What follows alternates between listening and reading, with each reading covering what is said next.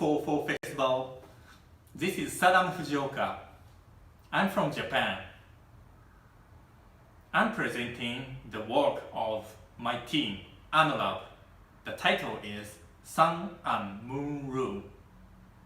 It is at the Museum of Nature and Human Non-Homogeneity, located in Oita Prefecture in Japan, which allow you to have the interaction with natural sunlight.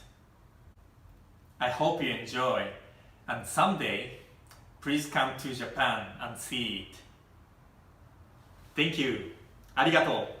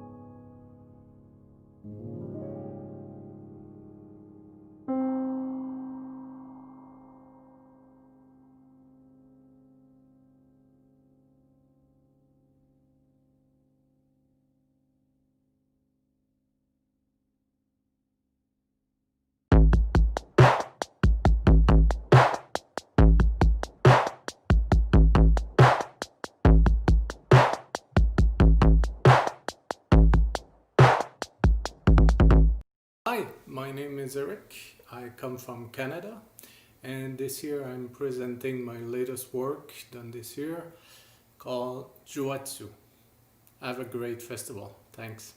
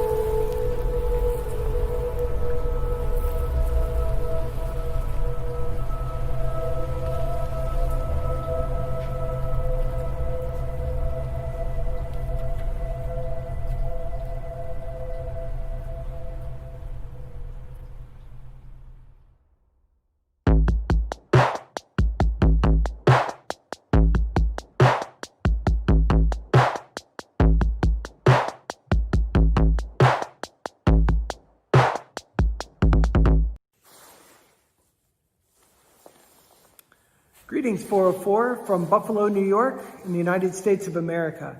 My name is Matt Kenyon, and I have two projects in the festival this year.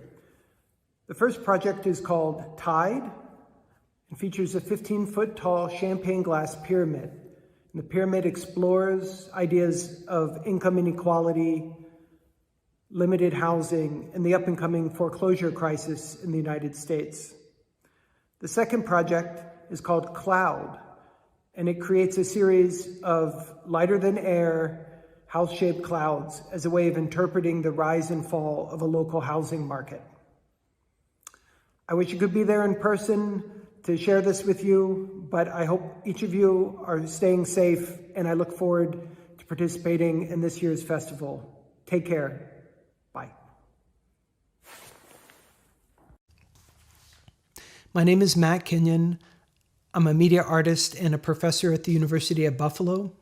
I moved here 2 years ago from Providence, Rhode Island, and my studio is called SWAMP. It stands for Studies of Work Atmospheres in Mass Production, and my work primarily focuses on critical themes addressing the effects of global corporate operations, mass media and communication, military-industrial complexes, and the liminal area between life and artificial life.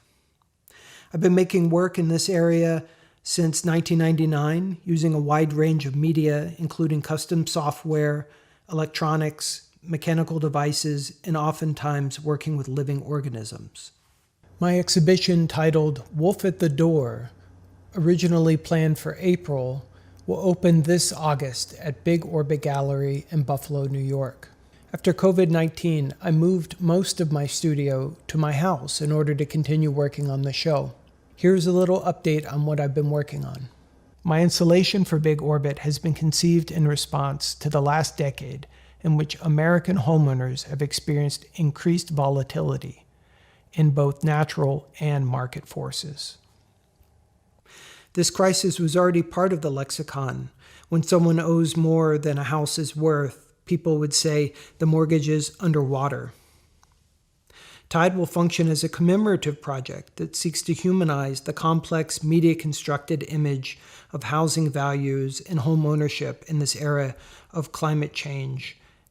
The installation consists of a 15-foot tall champagne glass pyramid installed within the Big Orbit Gallery.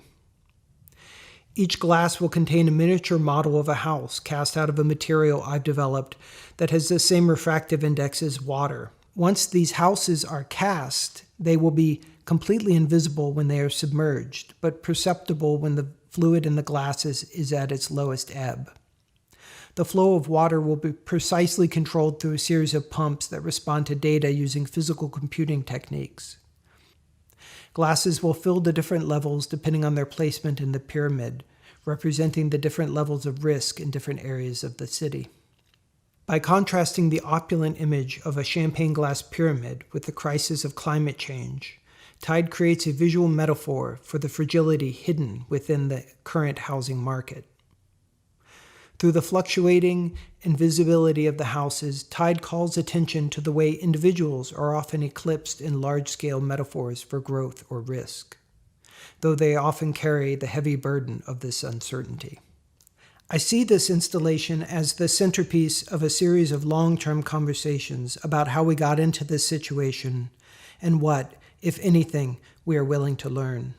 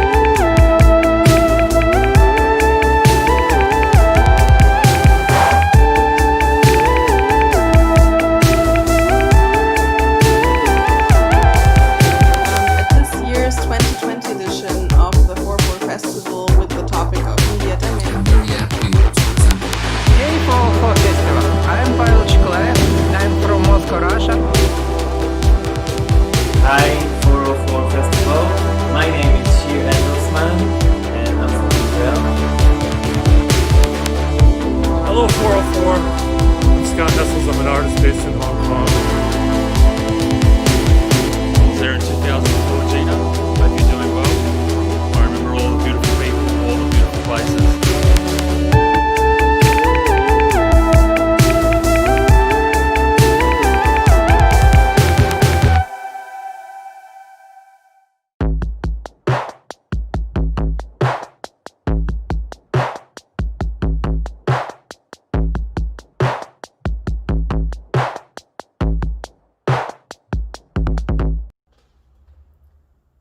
Hello, my name is Aristarchyn.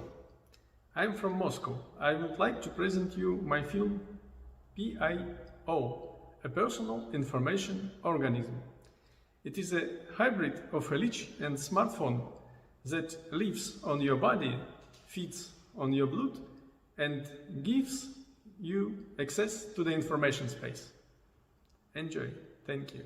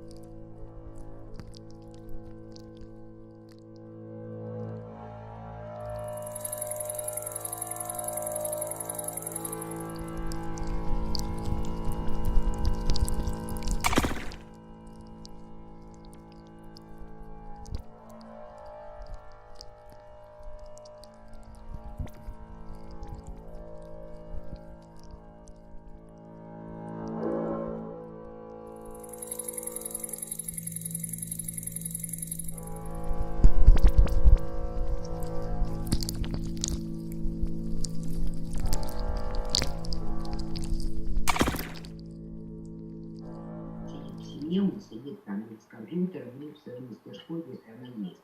В мастерской есть перемениться. Он ничего не может сделать. Ему нужно, чтобы рядом были единомышленники. И причем они могут быть вот объединением на проект.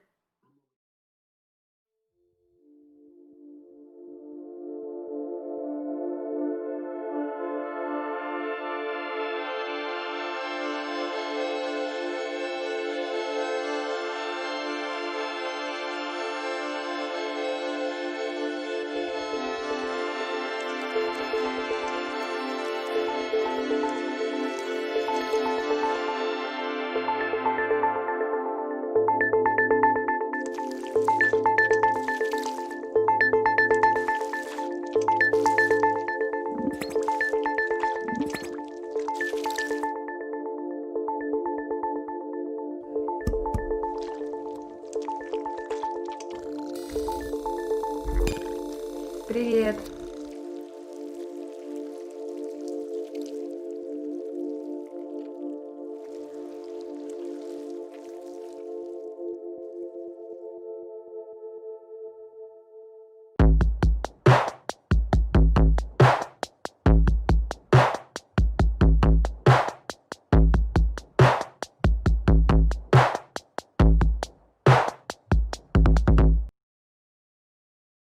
Hello, my name is Volker from the art group Fur from Germany.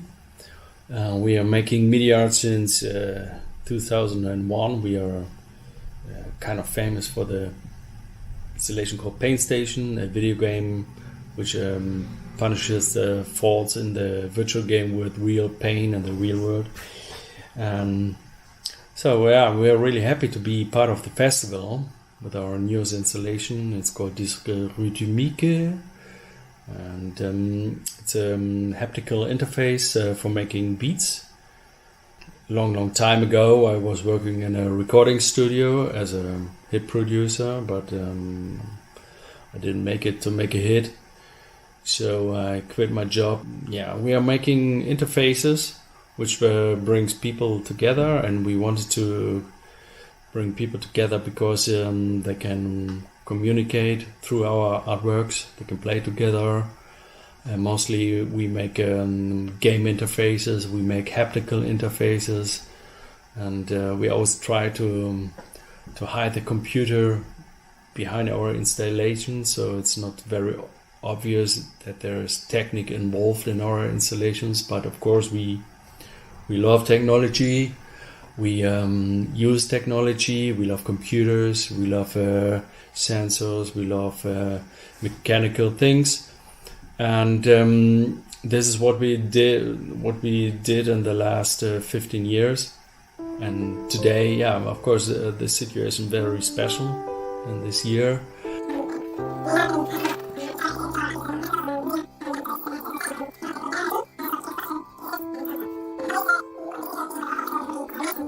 And hopefully we see us next year or the year after that.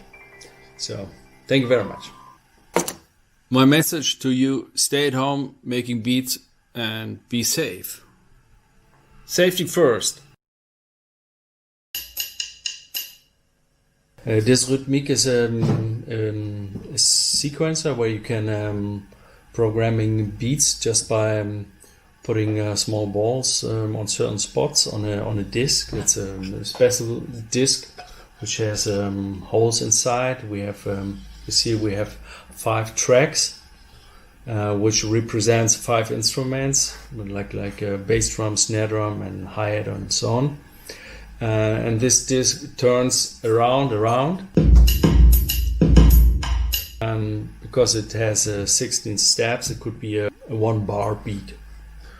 And the main idea behind this work is to bring ordinary people to making music beats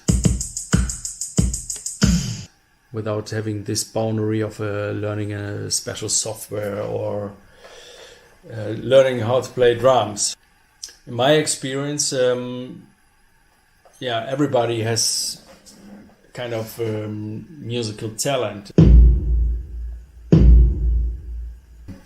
With this installation, we try to bring normal people to interact with music.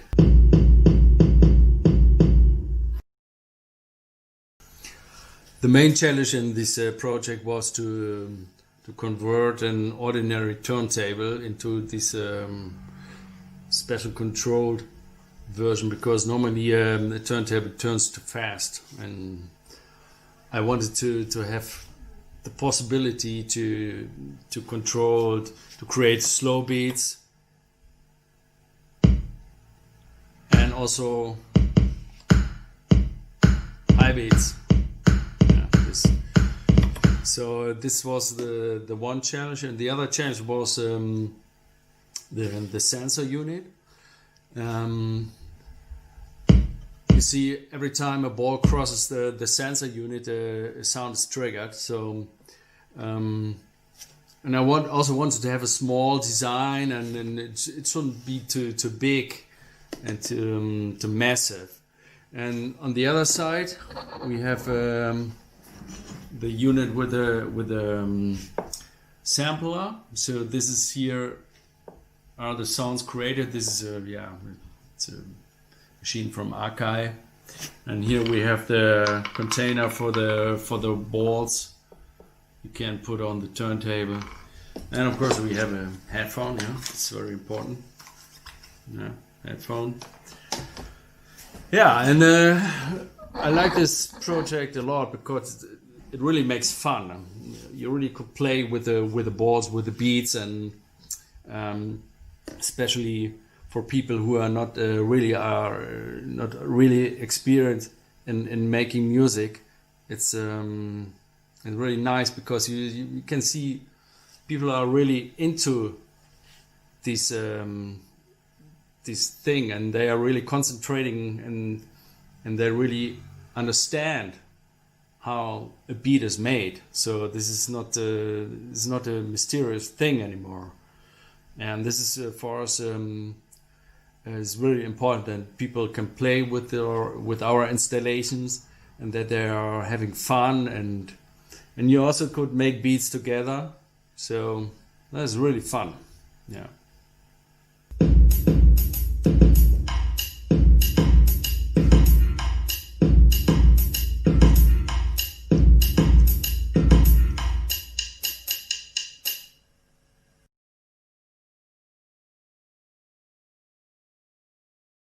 Ça va? My name is DJ Ridou. I'm a music producer and live musician, and today I like to tell you something about a new musical interface where you can create beats, drum loops. It's called MediaDemic. It's a new installation by the Art Group 4, and it is a musical step sequencer for creating drum loops, and it's very special because it is based on a real disc which is turning, and you put these white little balls on certain spots on the disc, and then you can trigger drum sounds. You can trigger up to 5 sounds. We have 5 tracks, and it's really nice because you can really build beats with your own fingers just by putting the balls on the right spot. Whatever you want, you can try, and you can immediately hear what it sounds, and also it's really aesthetic, and I like it a lot. It's a real nice concept. Also for me as a producer, it's a really new experience because normally you just sit behind the screen and you're not really involved into making music, but with this concept, it's really convincing, and it's amazing. It's supérieur, it's extraordinaire. C'est ça.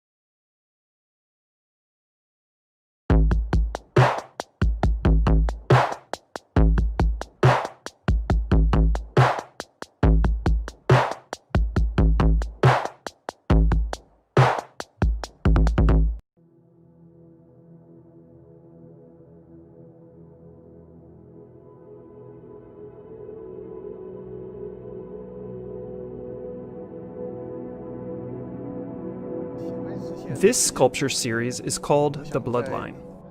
I think from a larger perspective, you could say that it is me searching for a way of producing art in our modern times. Every era has its method of production, and these methods come from this generation's technology, its way of thinking. I think the representative method of production from this era is 3D printing. It is by building layer on top of layer, composing a three-dimensional model, that a completely new object rises from the printing bed. In this way, I created 3D scans from my family's faces. They became a sculpture or structure. The shapes of their faces were scanned digitally, and their specific skin tones were recorded. Then, using algorithms, calculations were run to find matching colors between these two 3D scanned faces. Then connects these 2 points with lines that form the structure of this sculpture. As my train of thought brought forth new shapes, it grew into what I had been searching for. It was important to delve into the use of novel technologies in our digital age, to explore, record, or meditate on the things that we had, such as our family bloodline, the memories that we most want to preserve.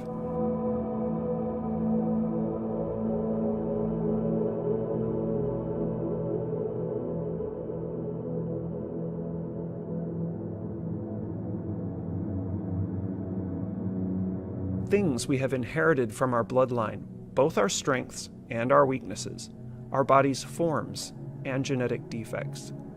They are all passed down through our lineage, passed down from one generation to the next. Sometimes it sort of clings to us like thousands of intertwined strands of silk. We can't separate or untangle them. It just becomes interwoven into a structure that cannot be broken.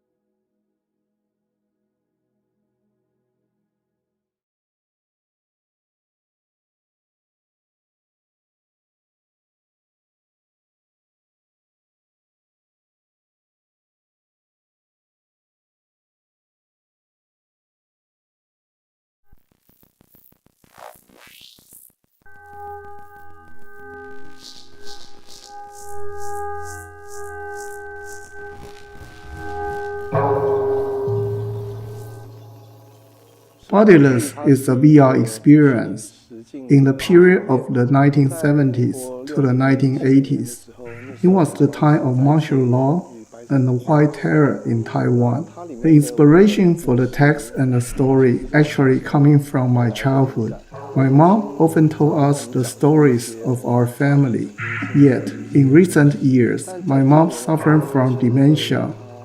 So I thought perhaps I could turn the stories she had told us, the place we lived, and the people and the things back in the days, into an experience beyond reality, so that one day, when I finish, I could give my mommy a vision of her story. Perhaps it will bring back the memories for her about the stories she had told us.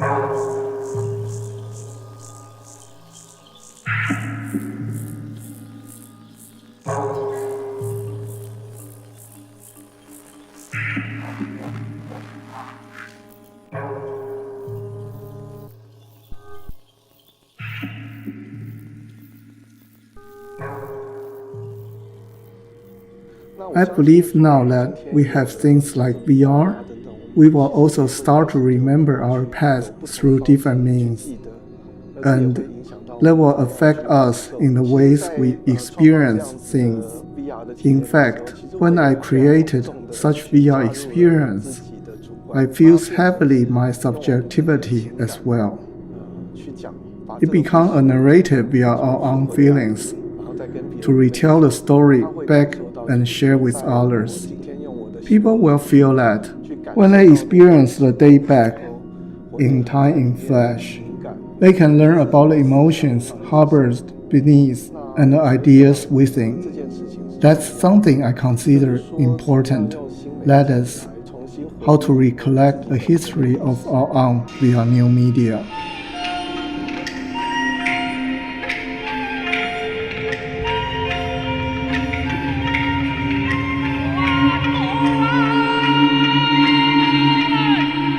Bodiless is based on the folk practice local to Taiwan, such as Wang-Ye boat burning, Qi-Ye and Ba-Ye, 8 genres, parade array, and other folk elements. They are individuals who suffer much in history, who might have encountered misfortune. Yet, in the folk religion, when we consider certain figures shining with their great characters, they will be apotheosized as deity in our religion and imagination.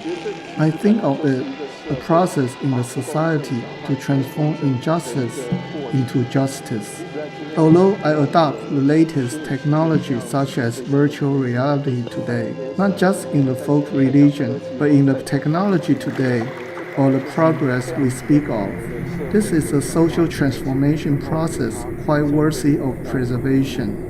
Also, it deserves a due respect as well.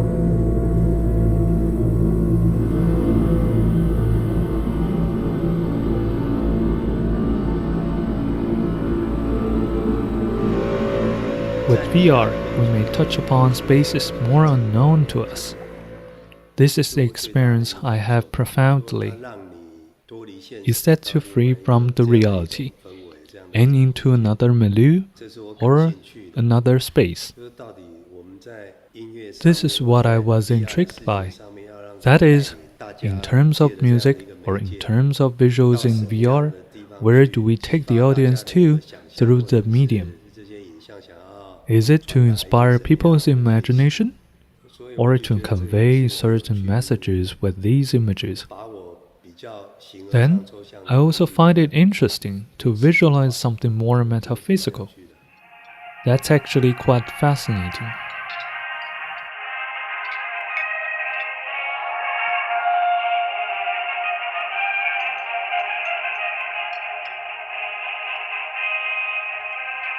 We often think of ourselves, the days of singular reign in the past stay in the past. Nevertheless, I find it strange that with all the abilities for rapid communication, digital tools can record the trails of humanity down to the details. However, in the digital network nowadays, we start to reduce humanity yet again. As a result, with our digital tools for reign of the new age, we return to the condition under the authoritarian regime back in time. Even within our social networks, we start to treat people around us in this reducing fashion. This is the phenomena I would like to address in Bodiless.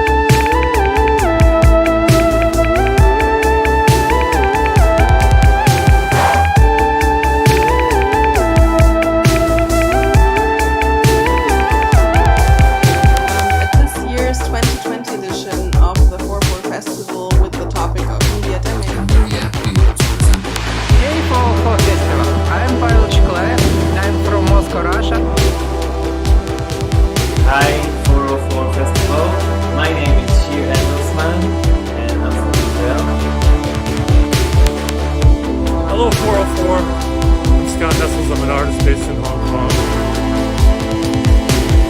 I was there in 2004, Gina. Hope you're doing well. I remember all the beautiful people, all the beautiful places.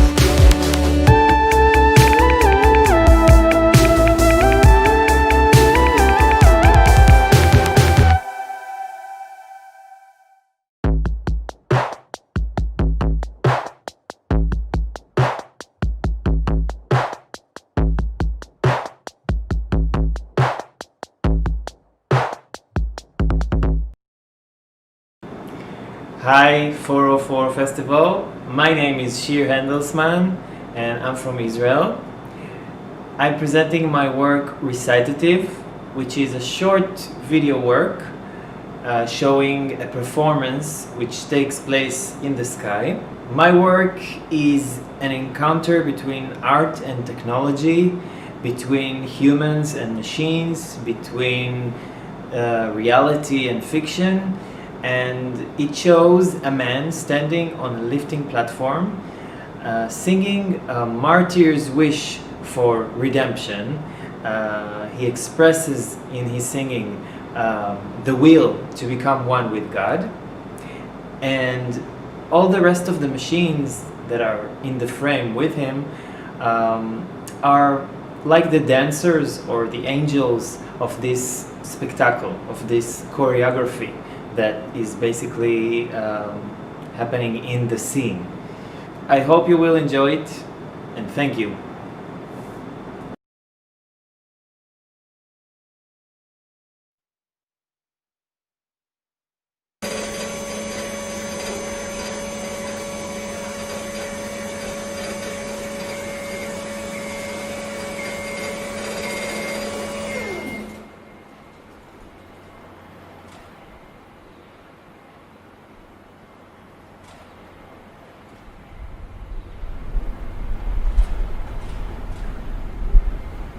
Mein Gott, wann kommt das Schöne nun?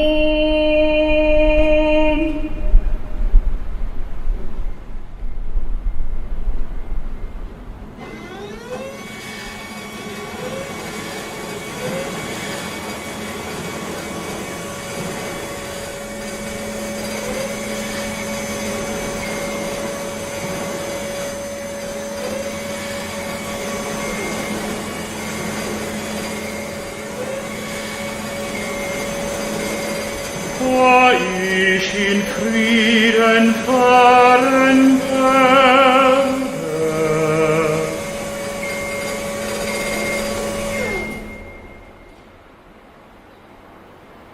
Und in dem Sande kühle Erde.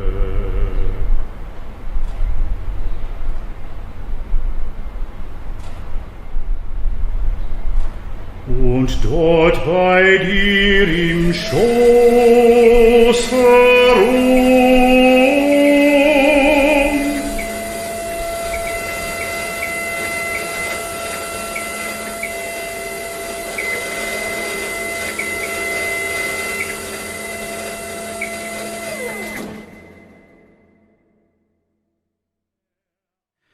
Der Abschied ist gemacht.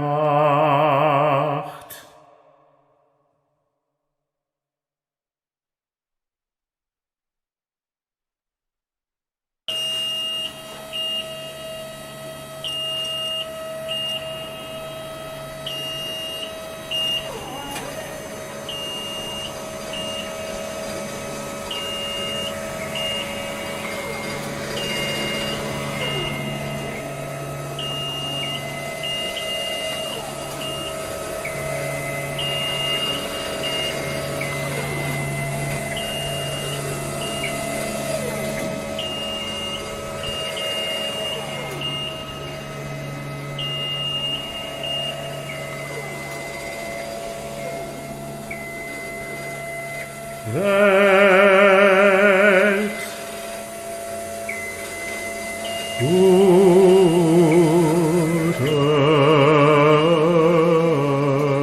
Nacht.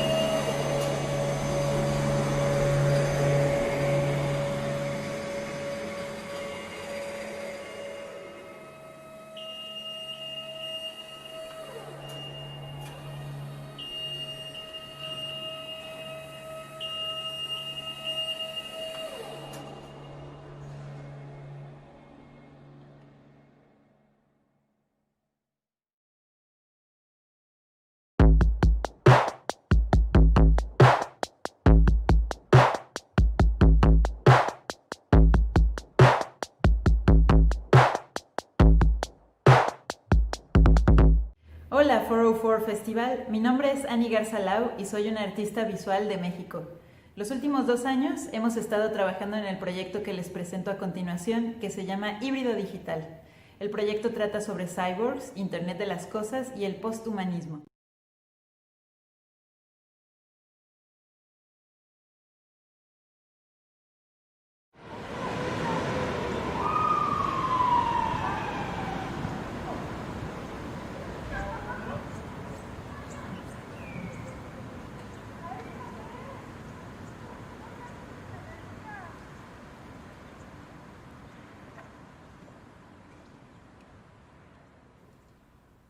My name is Ani Garzalau, and this is the Digital Hybrid. This project arose from previous research on artworks on posthumanism and how we are relating to technology. While we developed this suit with the cyborg concept in mind, it is not a speculative design on what the future might look like, but rather a reflection on how human aspects have changed through technology in the last couple of decades, and to the point that, although our capabilities have been increased in several ways, we continuously pay with our information and identity, becoming the currency of economic and political systems with high manipulative power. Under the context of an individualized, hyper-connected human reality, controlled by commercial interests linked to computational logics, the idea of the digital hybrid starts as a consumable product, a smart wearable that takes advantage of the Internet of the Things, or Internet of the Body, affective computing, haptic feedback, and access to social networks, all managed by an artificial intelligence that integrates biological processes of the artist and environmental data with digital communication and emerging systems, intending to create a symbiotic relationship. Although the final result of coexisting with an artificial entity that has its own cognition and emotional states cannot yet be foreseen, one of the objectives of this artistic experiment is to achieve balance and even interdependence between both parties. This is why we granted the digital being power over certain decisions and the capability to physically express itself. Flexibility and adaptation of both organisms, biological and artificial, will be tested when setting priorities over the hybrid's well-being. The hybrid's artificial functionality is designed in 3 models with different approaches.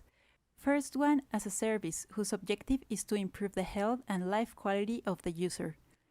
Second, as an entity that continuously learns and improves the relationship of the hybrid with the physical and social environment. And last, as a generative agent, configuring its own responses in order to communicate with the artist and others. The metabolic module is primarily designed to physically ensure that the hybrid works properly. That is, in the case of the artist, that she sleeps enough, feeds adequately, drinks enough water. For the artificial entity, it regulates that the battery is working well and charged, and it also checks that all the circuits are sending data. This module is mostly made up of a series of sensors and circuits connected to a central brain for processing information in an NVIDIA Jetson TX2 computer. Among the sensors, it has for detecting UV rays, humidity, and environmental temperature, also absolute position, which perceives the inclinations of the body and its location in space with respect of the north. It also has an Intel RealSense depth camera that detects the movement around, if there is people nearby, or even if the artist is among familiar faces. Additionally, we use a Fitbit Ionic to measure the heart rate, the number of steps walked, calories burned, amount of physical activity. By connecting to the Fitbit app, we also keep track of slept hours, amount of water ingested, calories in eaten food. Through other apps, we also have access to location via GPS. When the metabolic system detects the possibility of failure or schedules a time to carry out any activity, it generates different types of stimuli, whether it is sound, through 2 speakers located on the sides of the backpack, haptic feedback, through small motors located in the spine, or caloric change using peltiers in the legs and back. The battery has its own alarm, anticipating if the equipment should be turned off for charging. The affective module is designed to work as an artificial cognition that interprets all the stimuli received and then affects its emotional state. Once all the data from the sensors and APIs have been received, the information enters a contextualizing program. Depending on other data interpretations through fuzzy logic, decides whether the stimulus received has a positive or negative impact on certain emotions. For example, a registered low temperature can have a positive impact if the artist is on the move, has slept and eaten well, and it is in a known location. But it will be negative if she is sitting, hungry, and outdoors. The positive and negative values of the stimuli are assigned, depending on the context, as food for different emotions. A map with independent agents controls the humor of the virtual entity. In this map, basic emotions like joy, trust, fear, surprise, sadness, disgust, anger, and anticipation locate and move towards food. If they reach one with a positive value from the stimulus, they grow. If it is negative, they shrink. As emotions grow, they acquire the capability to reproduce with other agents, giving birth to complex emotions such as love, aggressiveness, or disapproval. Child emotions can feed on the same food as their parents, but if they decrease too much, they disappear. When emotions reach a larger size, they will send an output through the expressive module, and then return to their initial size. As the system evolves, certain emotions tend to be more repetitive or expressive, depicting the character of the entity. On the other side, by perceiving and trying to interpret the state of the entity, the artist tries to respond to its needs, with the intent of having a communication based on mutual training through stimuli and feedback. Last module, Expressive One, is still in development but already designed so that the digital entity can not only express itself through external stimuli, but as a mechanism for learning through received responses to its expressions. The purpose of giving a temper to the artificial being has to do with the idea that the well-being of a cyborg should not only be on a physical level, but also emotional and psychological. When understanding the environment and the social context of the artist, the entity may provide positive expressions to guarantee that she is comfortable to wear the suit and that will look for other people's likability. But at the same time, it might try to stay switched on longer or fitting more its emotional map by manipulating the artist to follow certain actions. This behavior may result, for instance, in the gamification of daily tasks proposed for the hybrid. A first approach for emotional expression has been to mine Twitter data. By collecting thousands of tweets that contain emojis near our location and interpreting their combinations, we use the words contained in the tweet and compare them with similar ones. Then, through an evolutionary program, the entity can choose to formulate a sentence and post it directly on Twitter. If the response is positive, it has many likes, it keeps its configuration and changes it if not.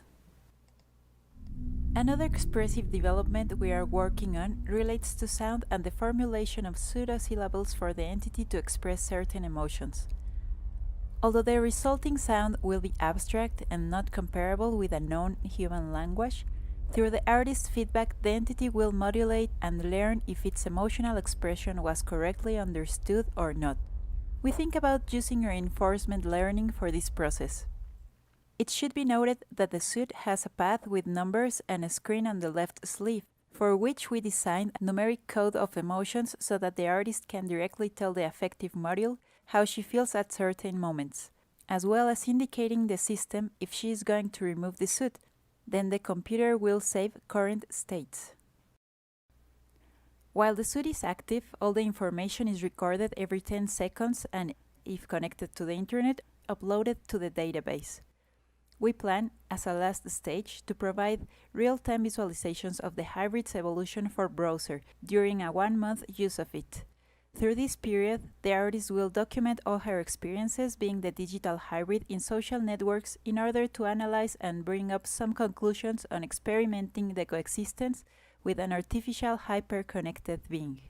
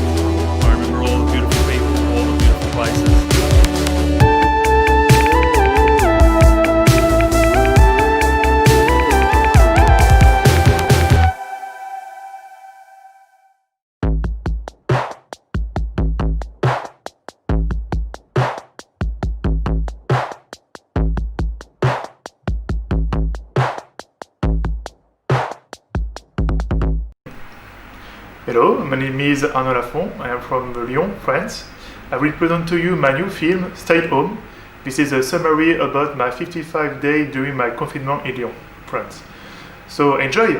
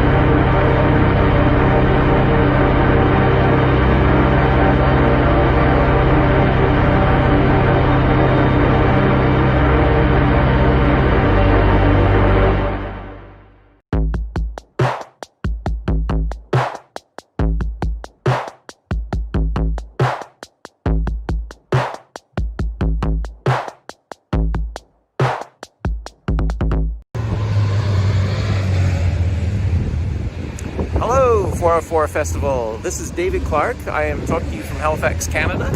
And I have created a piece for the festival this year with my collaborators on a radio show called Nothing to See Here, where we are reimagining the 404 Manifesto. Good luck with the festival, and I'm looking forward to it.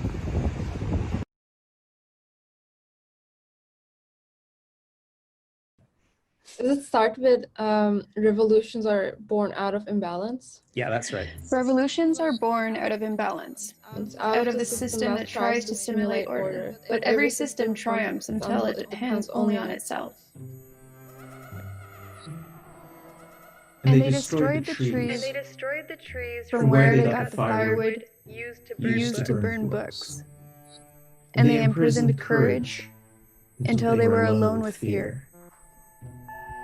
And they replicated their obsessions with power on those that they left with nothing. When they sleep, our world has nightmares. Oh, just 1 second. I think someone's coming into the library. Okay. I'm just going to be reading. No one dies in the comfort towards which every for-profit organization leads us. If we galvanize ourselves, our world gets galvanized. If we let ourselves be defeated, our world loses. Letting die is the decision of those who fear death the most, of those that collect everything they have invented in their favor. Without power, there are no more executioners. Without its artists, we live with ourselves.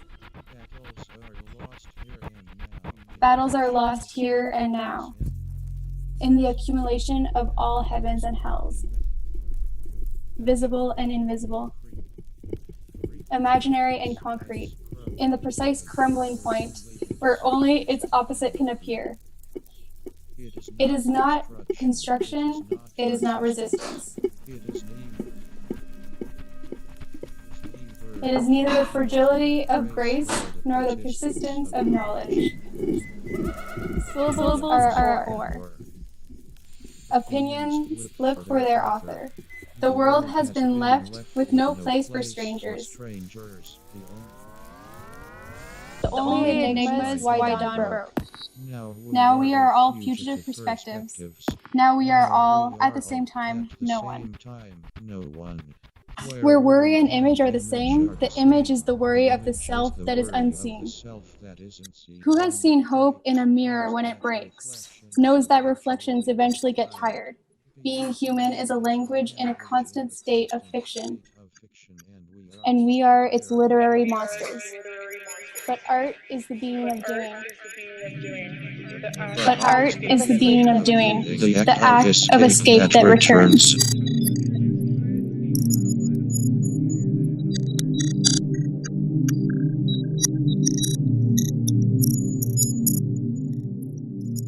I was introduced to it a little at a public theater that had a large and sometimes noisy auditorium, with its ornate statues and fountains.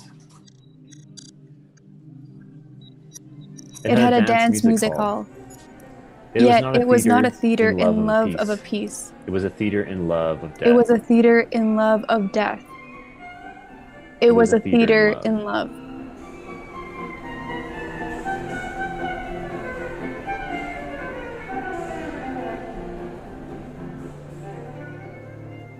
When I stood out there on February Street in Sydney, Australia, I saw this as an image from my own body on my computer screen. Screen. It told me. It had a very vivid image. It had a very vivid image. The head of a funeral house was on top of a huge gray marble skyline that stood out in the skyline. I was about to look down at the woman sitting on the floor in a wheelchair when her eyes disappeared entirely in her head, her face resting on her hand in a dark room. Through that night, I couldn't understand what had happened.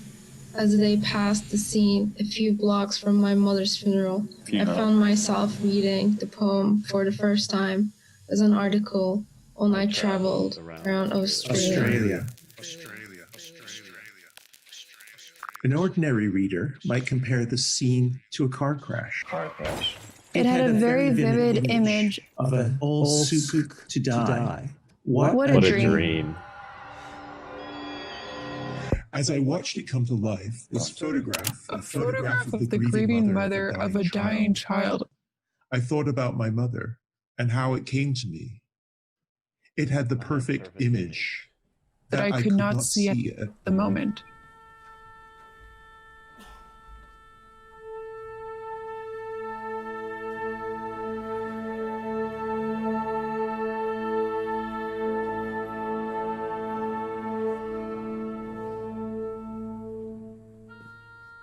This photograph was the perfect image to come to my attention, because if I were to see this photograph for a picture, then it would Because if I were to see this photograph for a picture, then it would have been lost forever.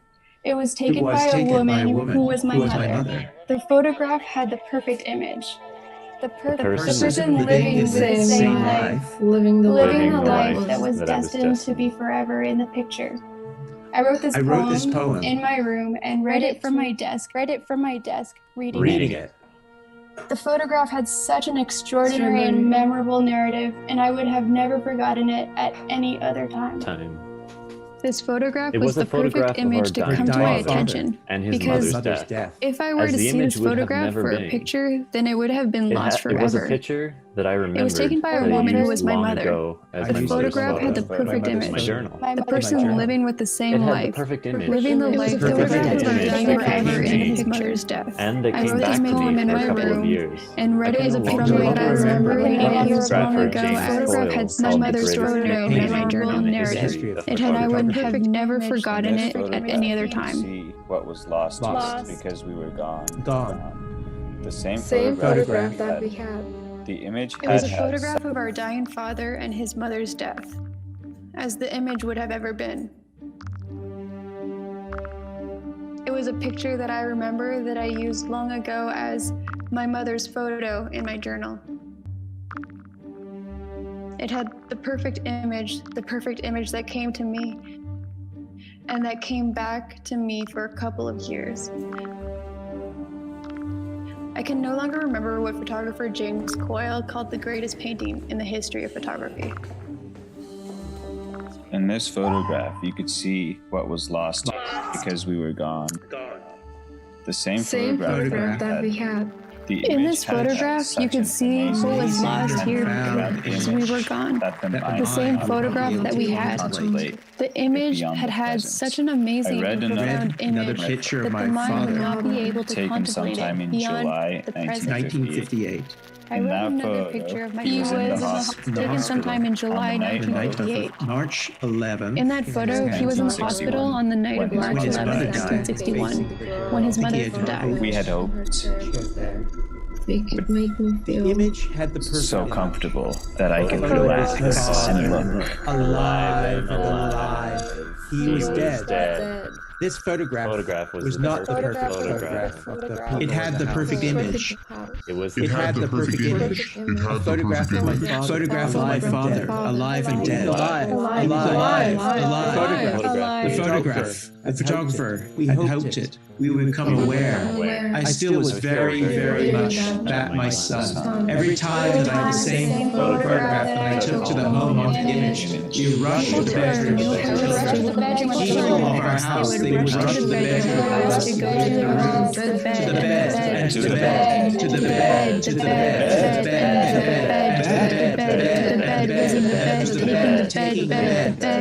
to the bed, the bed. Was the image. That was the image. I think I would be glad we have no man.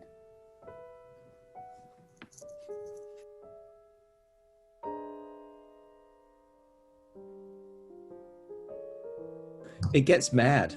I think that's the direction that this piece is going to go. Yeah, I think it'd be good, like you were saying, to for all of us to like record us reading it.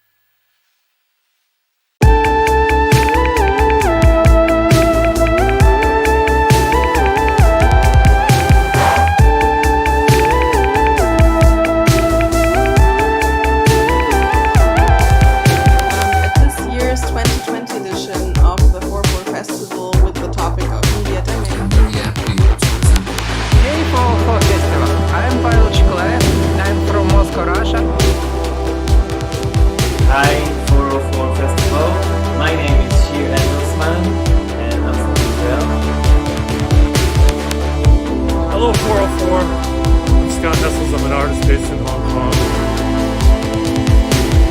I was there in 2014. Hope you're doing well. I remember all the beautiful people, all the beautiful places.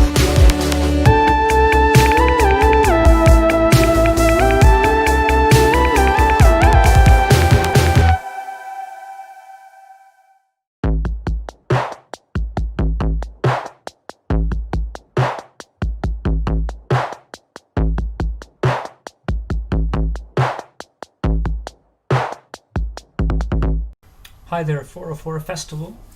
This is Brett Batty, speaking in my studio in England, in the city of Leicester. And the piece we'll be presenting as part of the festival is called Three Breaths in Empty Space. And it was actually commissioned as an installation artwork. So a very immersive, 2 screens wide, beginningless. It's a continuous loop. People come in and out, so you might imagine that you're coming and seeing this in an installation. You don't know how long it's been running, how much longer it will run.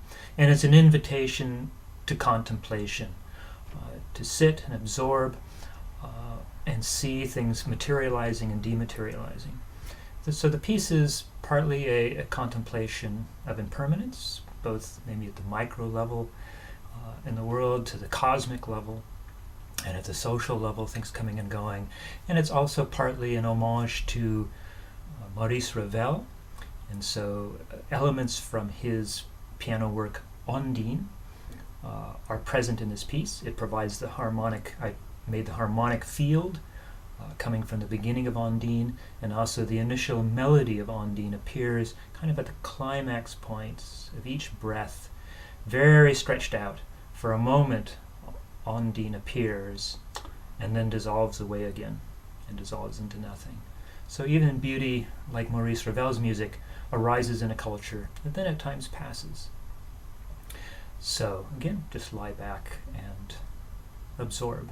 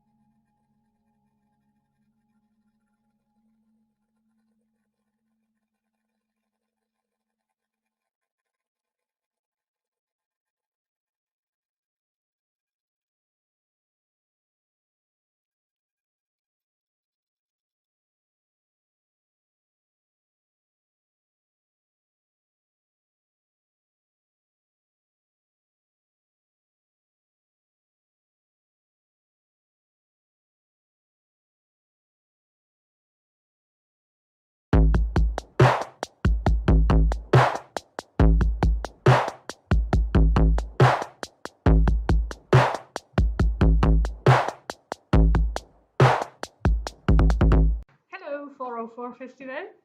We are Caroline Liebel and Nicola Schmidt-Fehler from Germany, and we are presenting our work Places. On the long version, Recycling PLA Closed Circuit Extrusion Shaper.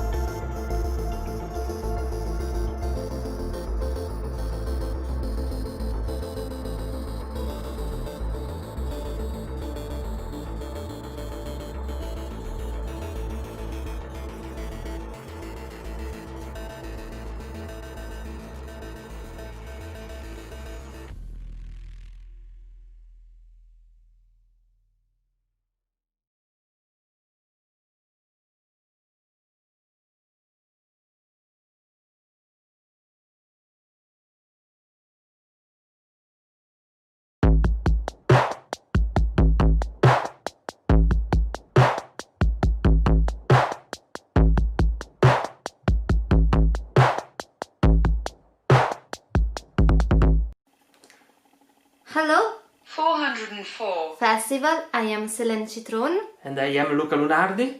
We are from Italy and we are presenting our work, Compost number 1. Thank you very much. Thank you. Bye bye. Bye.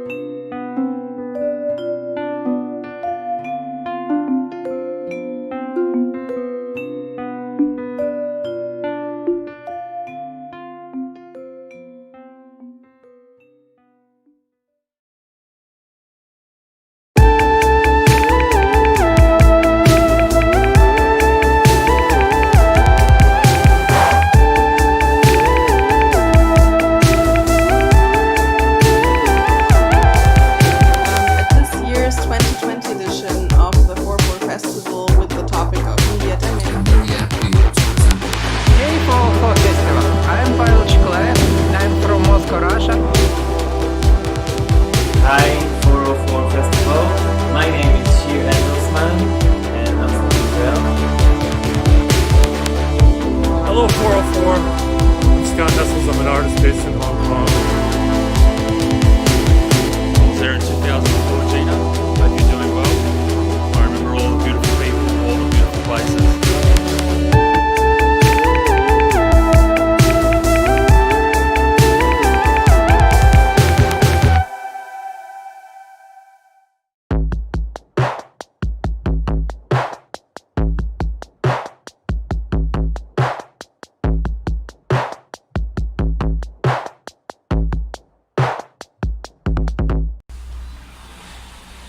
Hi, my name is Andrea Leoni and I'm from Rome, Italy. I'm very happy to present my new work, Geomelodies, and it's a great pleasure to be a part of 404 Festival. Enjoy it. Ciao.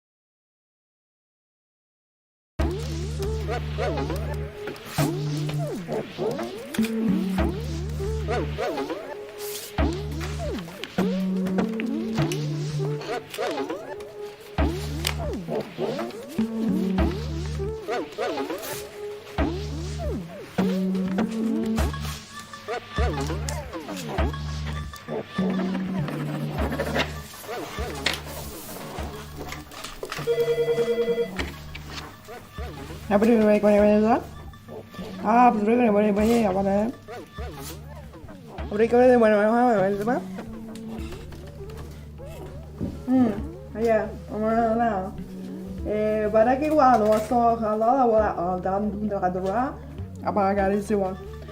Brasil clarecer para colequar e parecer lá. E Brasil para parecer.我这个说呢，后来我到多少到地方过。Dan dai vedere e se Roma nel Waha e quale tenga da sama.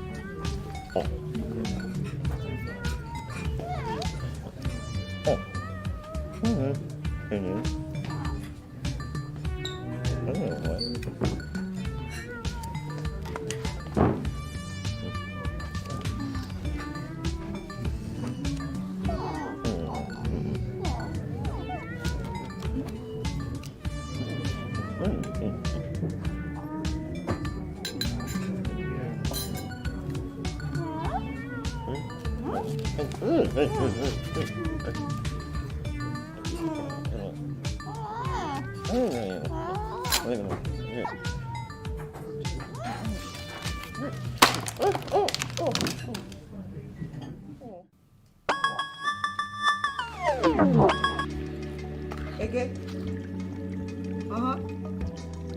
Agora. Aqui russo. E di qua, e qua. Aga. Wow. E si guardi bore guardi Ancora so mama. Avrese? Guardate via.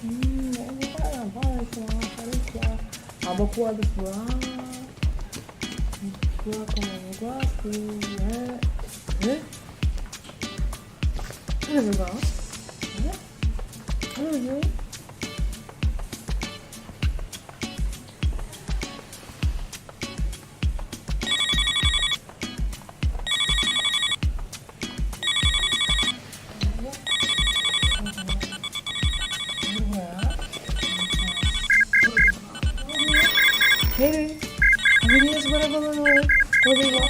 Whatever you do, whatever you do,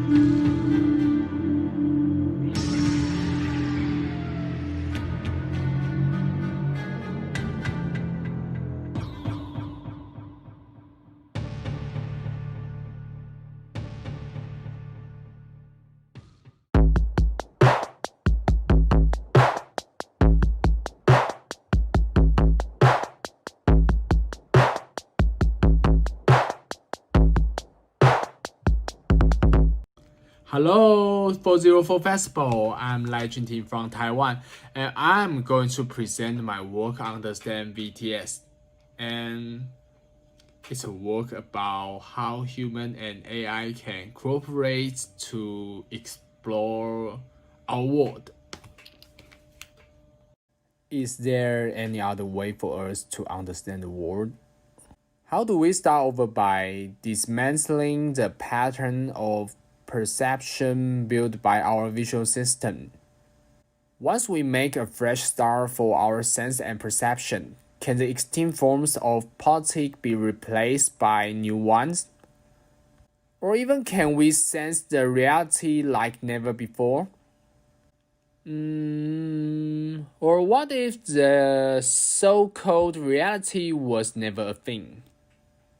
However, throughout the course of history, we humans tend to establish our connections with the world based on that tips of the iceberg we are aware of. As a result, in my work, I seek to dismantle that long-standing pattern of perception by means of artistic experience. I'm looking forward to letting everyone at the exhibition explore and the world and realize it once again from a new perspective. Now, that we are perceiving it with our brain.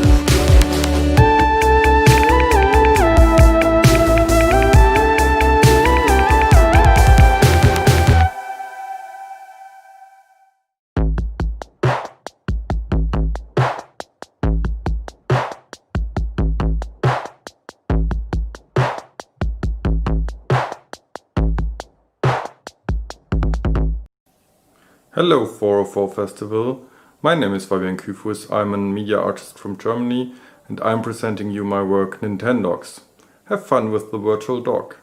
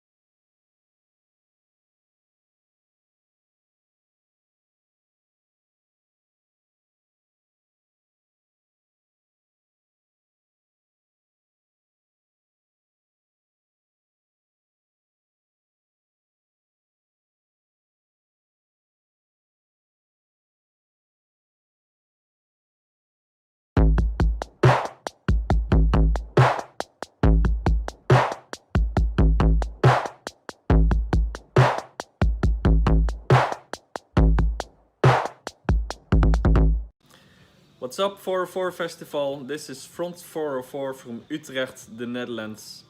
We are honored to be part of this year's edition with our interactive installation Thoughts and Prayers. Thoughts and Prayers is an interactive votive table where you can light a candle for yourself in these troubled times and also take a quiet moment to reflect. We hope you all have a great festival, and we hope to see you in a future edition in real life, hopefully. Cheers! Cheers!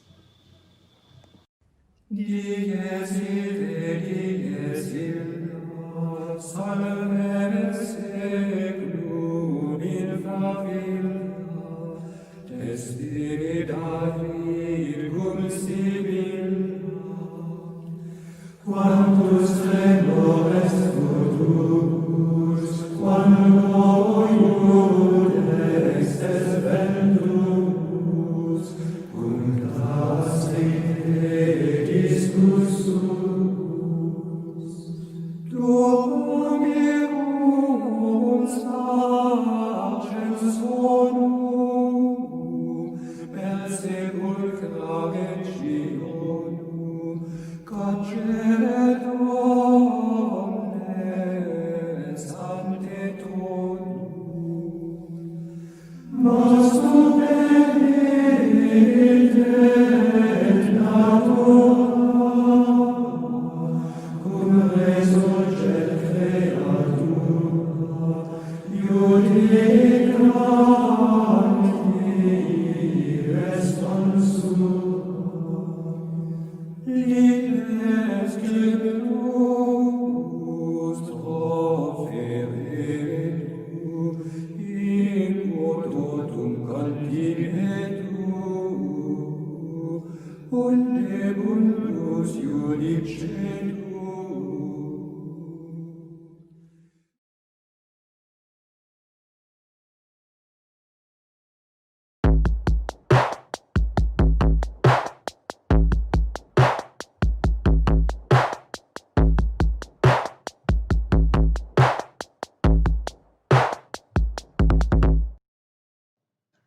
Hola 404, soy guardiana de la Bahía, de Rosario, Argentina, y les invito a ver mi proyecto que se llama Danza Cetácea.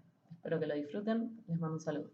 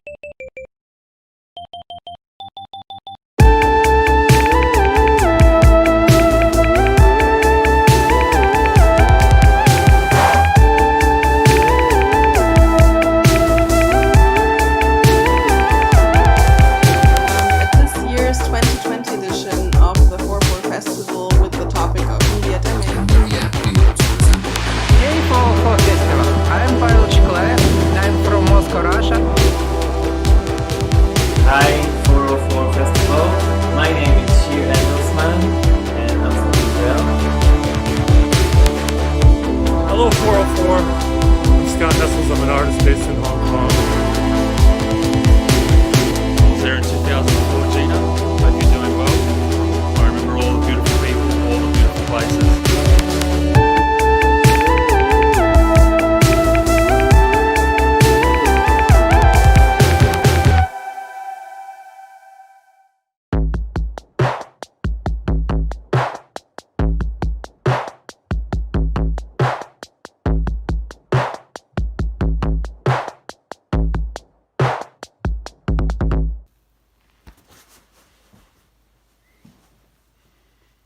Hello, 404 Festival.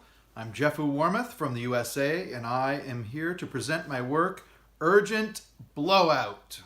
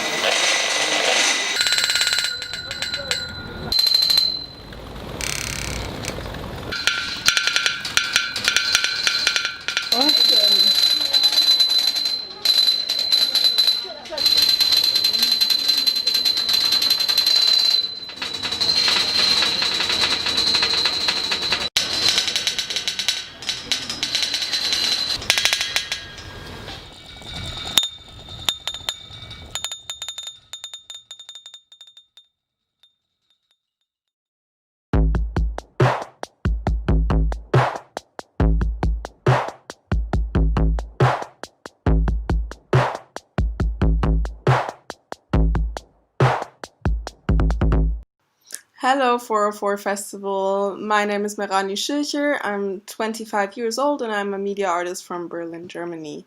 At this year's 2020 edition of the 404 Festival with the topic of MediaDemic, I'm presenting 5 of my works, and those are, to name them my names, The Doommonger, Auto-Antibody 1, Unclutter, Life and Death of a Memory, and Nondescript Transitions. And what all of these projects have in common are kind of the topics of decomposition or deconstruction, which is just generally a very big topic in my own practice that always comes up again.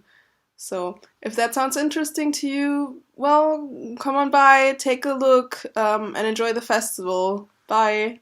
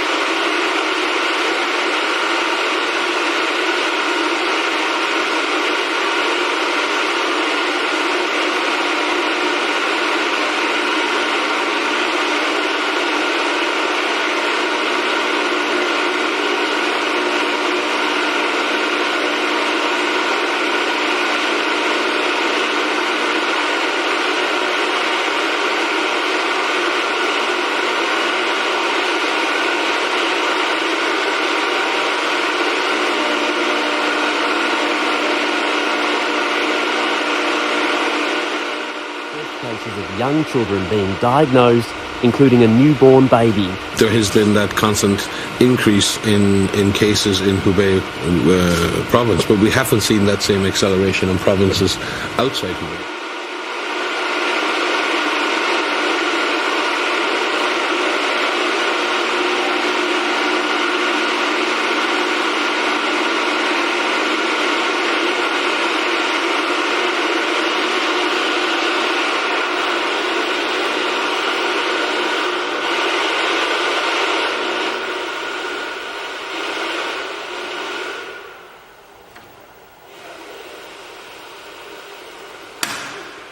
when authorities stayed silent. Li Wenliang told others in December of a new virus similar to SARS, the outbreak that killed hundreds in the early 2000s. News of Dr. Li's death has rocked the nation. Misinformation spread by state media that he was still clinging to life in an apparent bid to quell online anger has again made many here question if they can believe what the government tells them.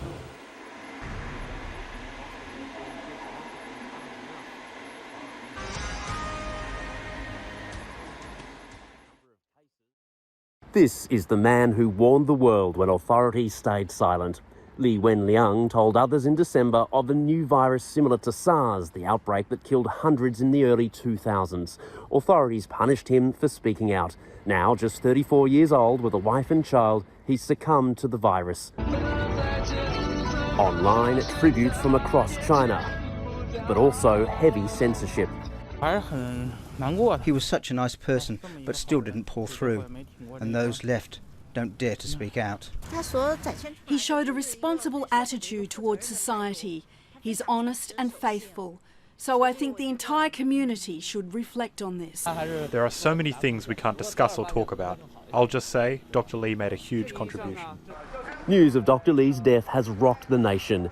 Misinformation spread by state media that he was still clinging to life in an apparent bid to quell online anger has again made many here question if they can believe what the government tells them. In the epicentre Hubei, new hospitals being built rapidly aren't enough. Authorities have set up massive evacuation-style centres as the number of cases, both confirmed and suspected, surpasses 50,000.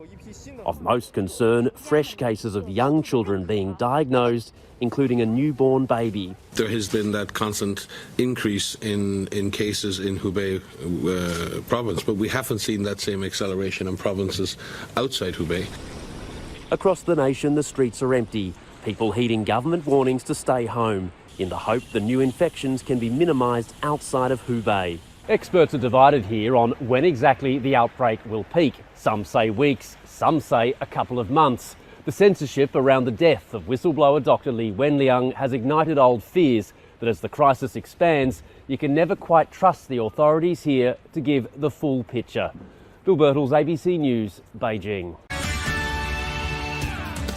A man is under arrest in Florida accused of deliberately driving his van into a tent packed with Trump supporters as they were working to register new Republican voters at a mall parking lot.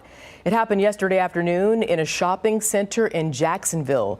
The driver narrowly missed the volunteers and fled the scene. He was arrested a few hours later and charged with 2 counts of aggravated assault and other charges.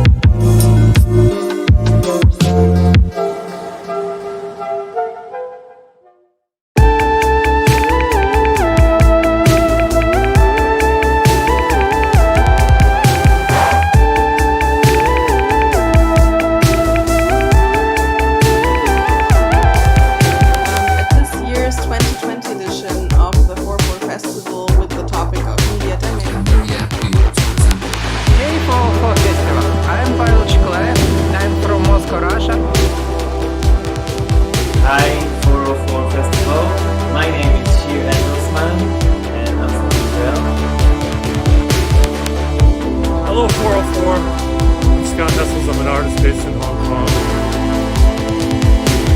I was there in 2004, Gina. Hope you're doing well. I remember all the beautiful people, all the beautiful places.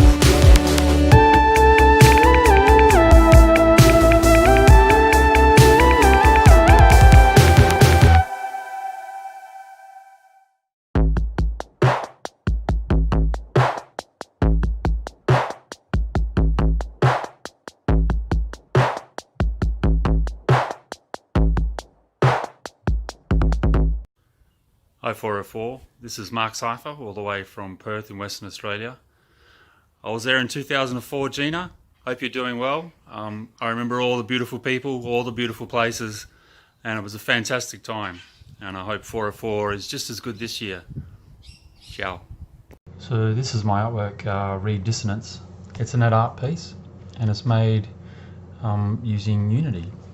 And essentially what it does is it takes tweets, it evaluates the emotions in tweets, and then uses a neural network called TensorFlow to recognize different patterns.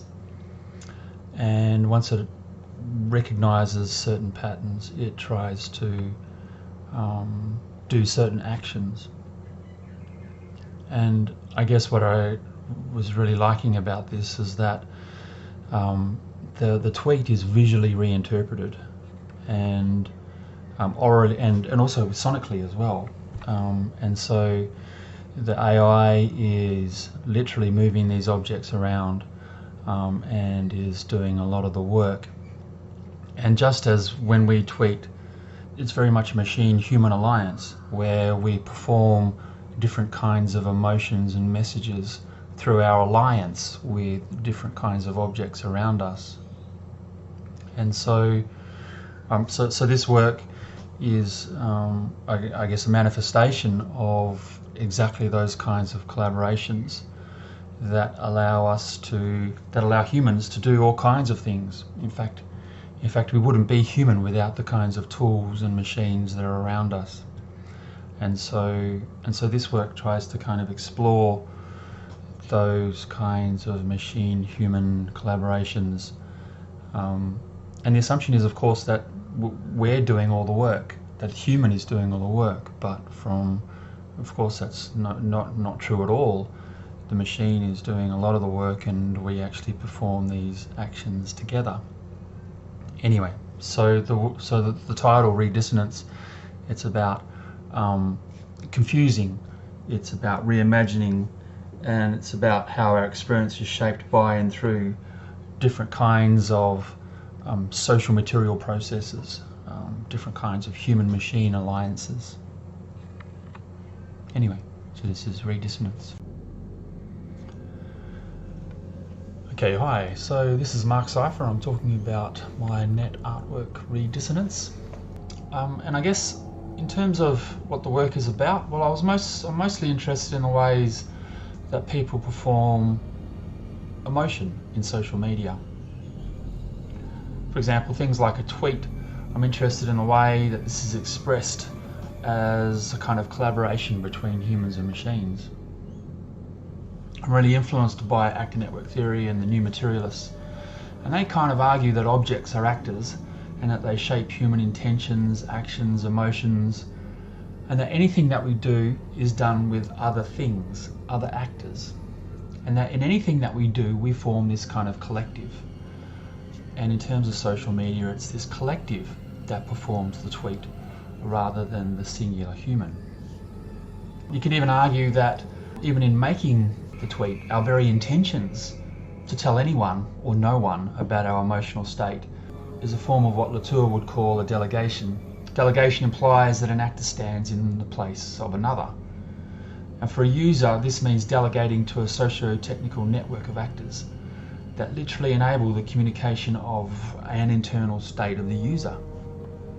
I think Foucault says something similar when he states that systems of discourse are self-generating practices that form the objects of which they speak. In other words, I myself don't make a tweet, but we as a collective make a tweet. Now, I was also interested in when and how we write emotional tweets, we are in a sense encrypting the message. When I read a tweet about someone who's in some kind of internal angst, I don't know anything about the person who wrote the tweet. I don't know anything about their context, nor do I actually necessarily understand the tweet itself. And I don't think large companies that harvest this kind of data from users in social media platforms know either. But they are, I guess they're able to triangulate or make connections between other data they have on you and your tweet. But the point is the tweet is more or less encrypted. And so I was thinking that what if we could usurp or underwrite or even resist this process by encrypting the tweet in visual and sonic terms, simply by using the emotion embedded in the tweet. And I could do this by using a neural network to look for the emotions in tweets, and the neural network then could reinterpret or collectively re-encrypt the tweet again. But not really for harvesting coherent data, but for recreating a kind of text, visual and sonic version that is meaningfully indecipherable. So in a sense, underwriting or resisting the process of collecting data. I think Barthes kind of sums this up nicely when he says that ambiguity and affect or emotion are interlinked because both take place in this liminal space in between the machine and the human. Likewise, Barthes kind of says affect is ambiguous because it is a dynamic state of transition, an exchange that involves an inventory of shimmers, of nuances, of states of change.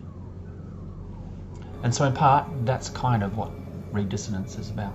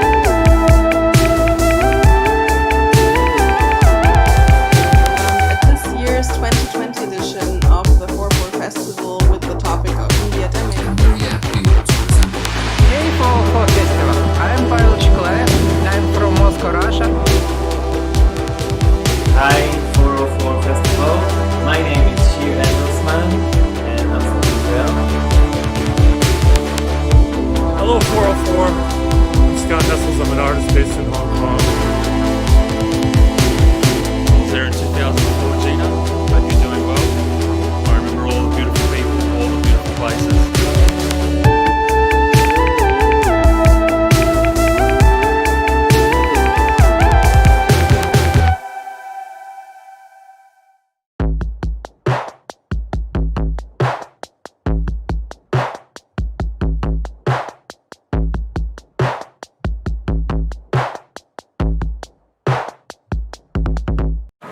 Hey 404 Festival, I'm Pavel Chiklev, I'm from Moscow, Russia, and I'm presenting my 3 works, Serialized, Sub and Ashtop.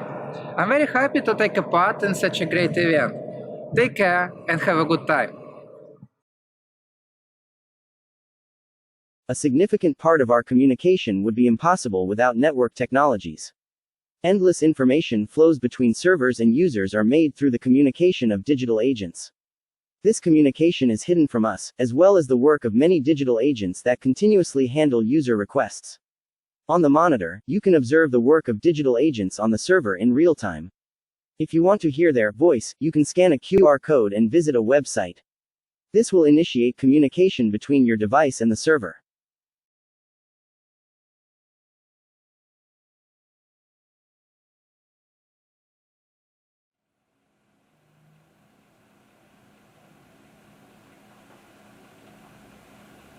Good afternoon, user. We are digital agents on a web hosting server. You can watch our work on the monitor. We constantly communicate with users' devices. Thanks to our work, you can hear our voice and see this page. We were contacted by your phone from the address 81.5.76.84.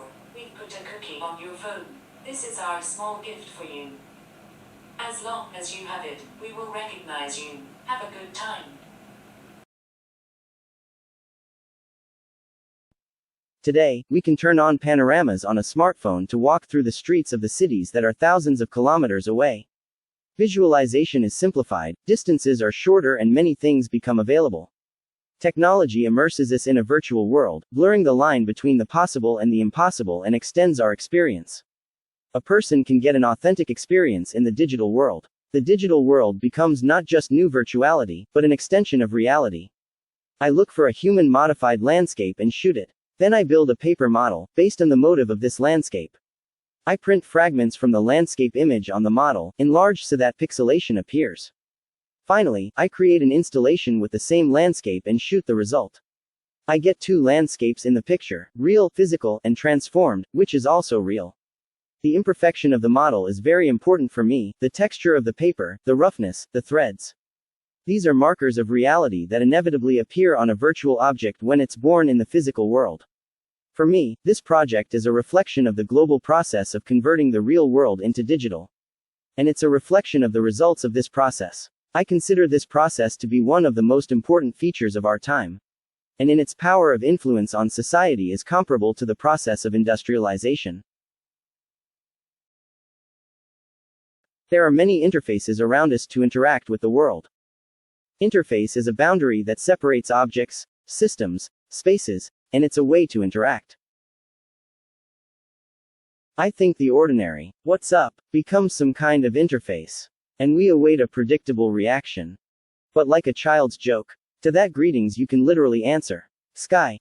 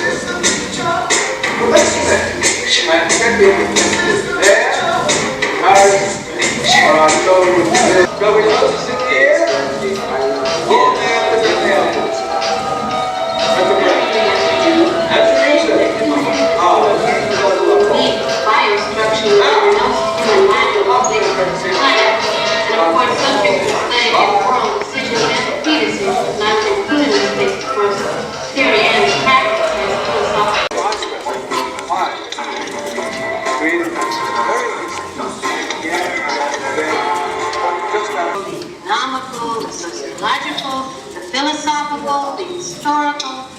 I would never go so far as to say. The subject of listening to all the papers is like truly sad.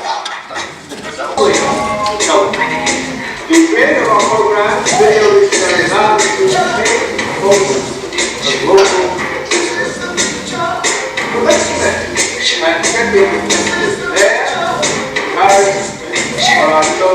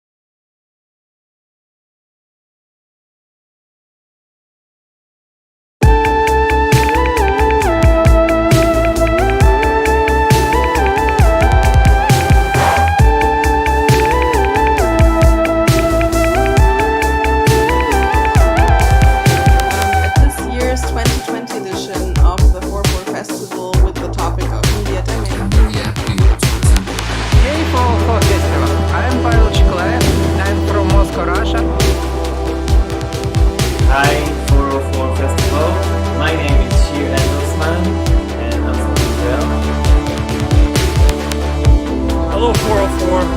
I'm Scott Hessels. I'm an artist based in Hong Kong. I was there in 2004, Gina. Hope you're doing well. I remember all the beautiful people, all the beautiful places.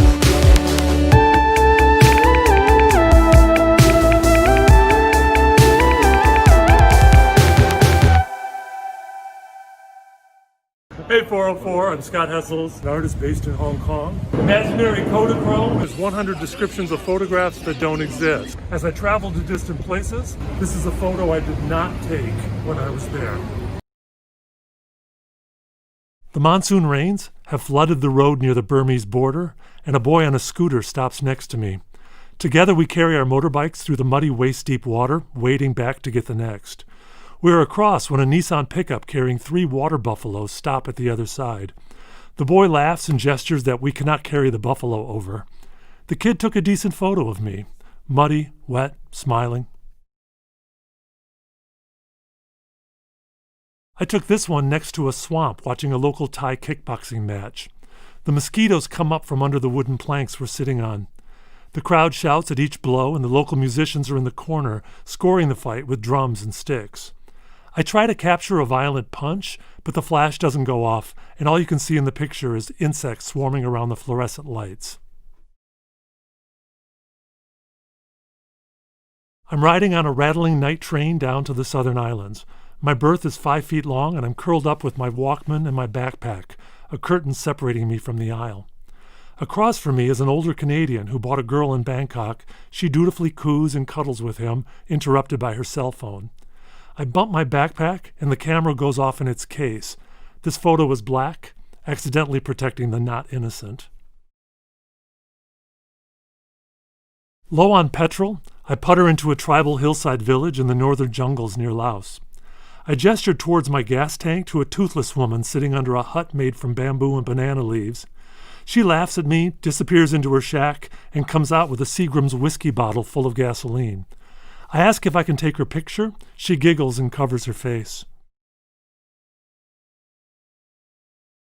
I'm on the deck of a freighter heading to Koh Phangan, a small jungle island. Across from me are a bunch of hallucinogenic backpackers who are heading to the full moon party, the giant beach rave where scruffy kids do buffalo shit fungus and ecstasy. One of the kids tries to take my picture, but his MDMA is kicking in and the photo only shows some rust on the railing. Me sitting in a smoky bar on Khao San Road in Bangkok, a ghetto of $3 rooms filled with the stoned backpacker crowd, their ankles scabby with insect bites. A bootleg of Bad Boys 2 is playing on the TV, and it's obvious someone filmed the movie from the audience. In the video you can hear the crowd laughing, and sometimes someone stands in front of the picture. An Australian boy took this photo. I'm flashing the peace sign and holding up my Singha beer. I'm resting from kayaking around an archipelago of lush islands that jut up out of the emerald green water. I've stopped at a cove where there are the bamboo ruins of a hippie colony that lived there for 5 years in the 70s, and it still has an odd, haunted feeling of a small society hidden by choice. I think about lost utopias as a young French couple tells me to smile when they snap my picture, but I don't. On a layover in Madrid, I stop in the shade of Parque del Retiro. A hippie girl selling sad, wilted carnations approaches me and asks for a donation for a cultural dance. I open the change pocket of my wallet, and she takes out a dime, insisting that 10 cents is all she wants. In exchange, she snaps this photo, an ornate fountain behind me. An hour later, I realize that she has stolen $140 out of my wallet. In the photo, I'm smiling like a big, stupid American tourist, oblivious. Walking the narrow old streets of Bilbao, I turn a corner and catch my first glimpse of the Guggenheim. The morning light crackles off the swooping polished metal, and I snap this photo. Framed vertically, the street is dark and the museum is washed out. It's a bad photo, but I only wanted to remember the bright and the dark anyway.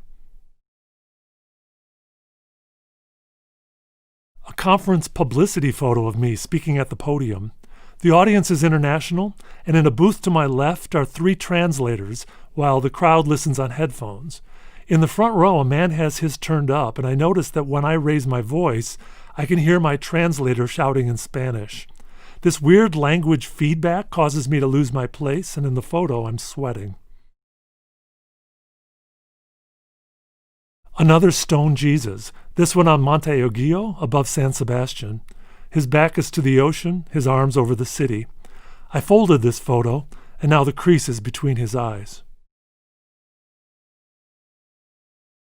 Inside my hut at 15,000 feet in the winter Himalayas, I took this self-portrait in the sliver of mirror that cracked in my backpack. My lips are chapped and bleeding, my nose is peeling, and there are black spots of frostbite on my cheek and ear. My left eyelid is still frozen shut, waiting for the water to boil. The mirror of Dorian Gray. Inside a hut with a Tibetan farmer, we're drinking yak butter and tea. The light is streaming in, the smoke from the fire fills the room. His brother is chanting in the corner wearing knockoff Ray-Ban sunglasses. In the photo you can only see light coming in through a window. I didn't want to use a flash, I don't know. The technology seemed wrong. A group photo. We're all on top of a beat-up Land Rover Defender, 6 a.m. on the Tibetan plain. The white spots in the distant wetlands behind us are the endangered black-necked cranes. I look really fat in this picture, but I'm wearing 7 layers of clothes. A waitress and a fry cook standing in front of J.S. Hamburgs outside Traverse City. I stopped here because Hamburgs, without the made me laugh. The fry cook looks exactly like an old boyfriend of mine, but only has 1 tooth remaining. To take this picture, I created an elaborate lie about a rich uncle looking for restaurant investments, when all I really wanted was a photo of my ex with his teeth bashed in. My aging mother in a lawn chair at the local high school's Independence Day festival. Behind her, a stock car driver signs autographs. Above her, a Midwest air show, out of frame. Not able to see the planes, the photo is simply of her looking toward heaven, laughing.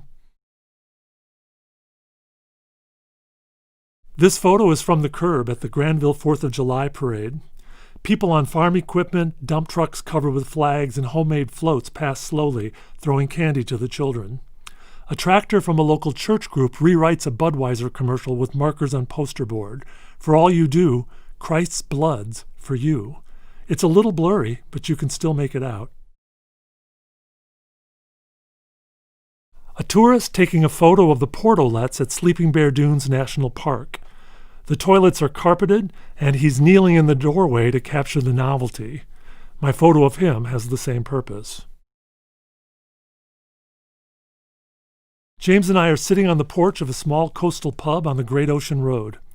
The owner has stepped outside with strips of raw kangaroo meat, and a kookaburra sweeps from the gum trees to snatch it from his hand. Since they're snake-eating birds, it swings its head and whacks the meat against the railing repeatedly before eating. The bird is out of focus. I'm walking home at night in the rain down a small cobblestone alley, a newspaper on my head. The wet Victorian ironwork glistens, a tram rattles by, the cables spark electricity.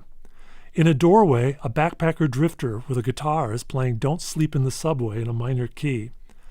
I took this photo of me reflected in a shop window. I didn't know that the newspaper ink was leaving black streaks on my face. I'm paused on a sidewalk in St. Kilda as 2 women are sobbing. "This is it," they say. "This is the building from The Secret Life of Us. Please take our picture." At the time, I didn't know that The Secret Life of Us was a popular TV series, and take their photo, thinking they are just a nice, sentimental lesbian couple. A photo of 4 high school boys watching a match on the storefront TV.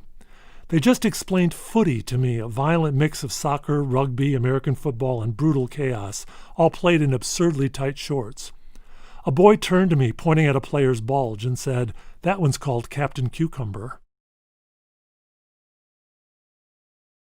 I'm eating curry in the Hare Krishna shelter with a 20-year-old kid who did bad acid and became a follower. His shaved head and ponytail clash with his baggy jeans, and he hopes to become the first hip Krishna. He's asking me if Los Angeles is near California. The flash has turned his eyes red. I'm listening to a Walkman on a train heading towards the mountains. 3 college kids board and begin to illegally shoot a film. On cue, the girl leans against the window and pretends to cry. The camera pans left. I snapped this photo. My finger is accidentally in the lower corner of the picture. This photo is 19 cans of Vietnamese Red Bull left on a table by a group of bus drivers. The corner is burned. They left a cigarette behind in the ashtray and the photo got too close. Instead of a backyard, they keep their dogs on the roofs here. I took a photo of this one barking down on me as I passed like feral gargoyles. Every trip, I draw a line in the dirt at the point I'm furthest from home, a mark of where I must turn around and go back. This one is from the Southeast Asia trip. It must have been a beach. There's water damage on the picture now.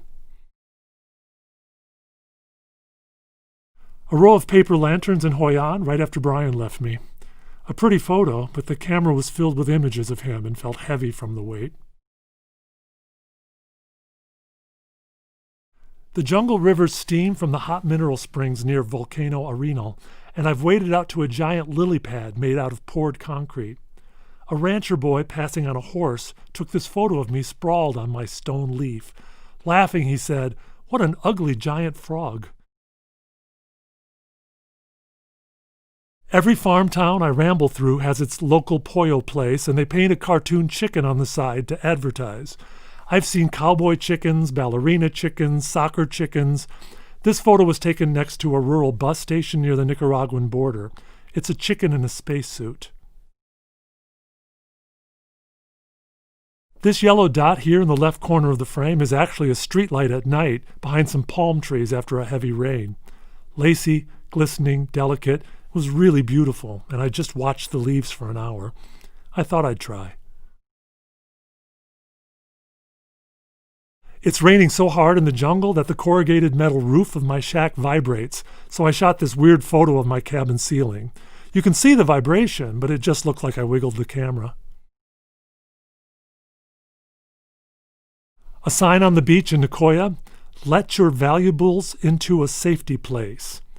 I took the photo and thought, yeah, let them in.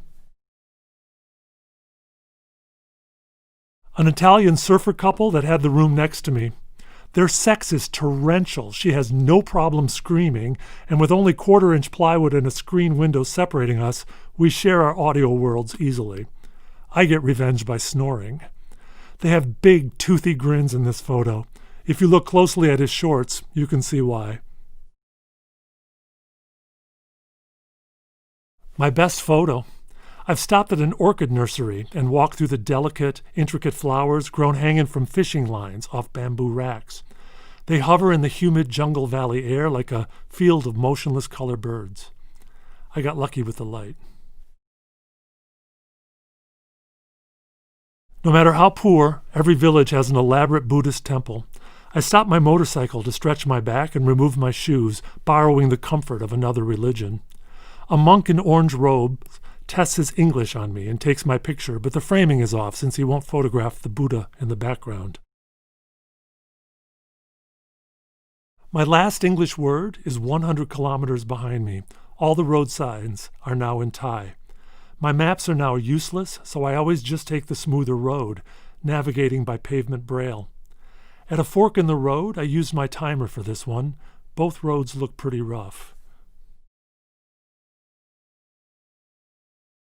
Every village has a night bazaar where the farmers' wives gather to compete with cooking over outdoor fires. I'm eating pad thai off a banana leaf and drinking a Fanta, although they keep the can and pour the drink into a plastic bag, like when you bought a goldfish as a child. A farm girl takes my picture and I look satisfied and happy, but I can't put my dinner or my drink down.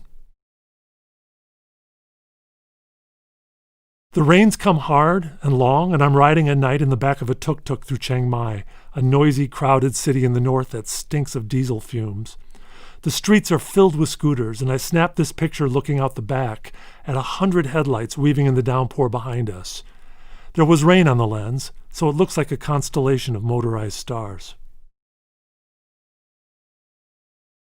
I pass a caravan of Thai boys on elephants carrying cabbages into the next mountain village. The elephants are bound in coarse, rusted chains and hulk under the tiny boys riding on their heads. My motorcycle startles them, and I stop and bow an apology. When I lift my camera to take their picture, one of the boys laughs and throws a piece of cabbage at me. That's the green blur in the foreground. This was supposed to be the classic tourist photo, me standing on the beach, painted Thai longboats behind me. Brian has joined me for the islands, and he took this photo, so of course in the lower corner of the frame is the butt of a dog humping. Brian. I knew this picture wouldn't turn out, but I had to try. The beach at Ao Tong Nai Pan is lit by moonlight, and the plankton sparkles up onto the night sand, glowing blue. They look like lost Christmas lights washing up on a remote shore. I knew this picture wouldn't turn out.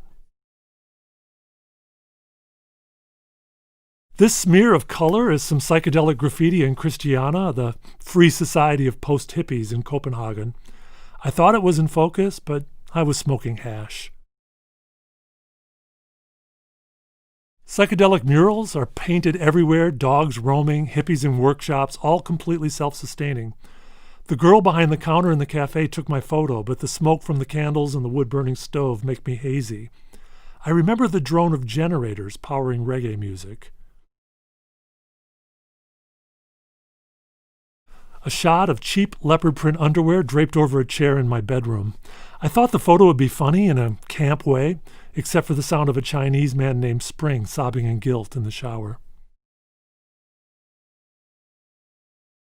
The Holland Village swimming pool near my house. I took this with one of those cheap underwater cameras. The kids here learn to swim in their pajamas, and as I pass by swimming my laps, they hover like cartoon print kelp around me.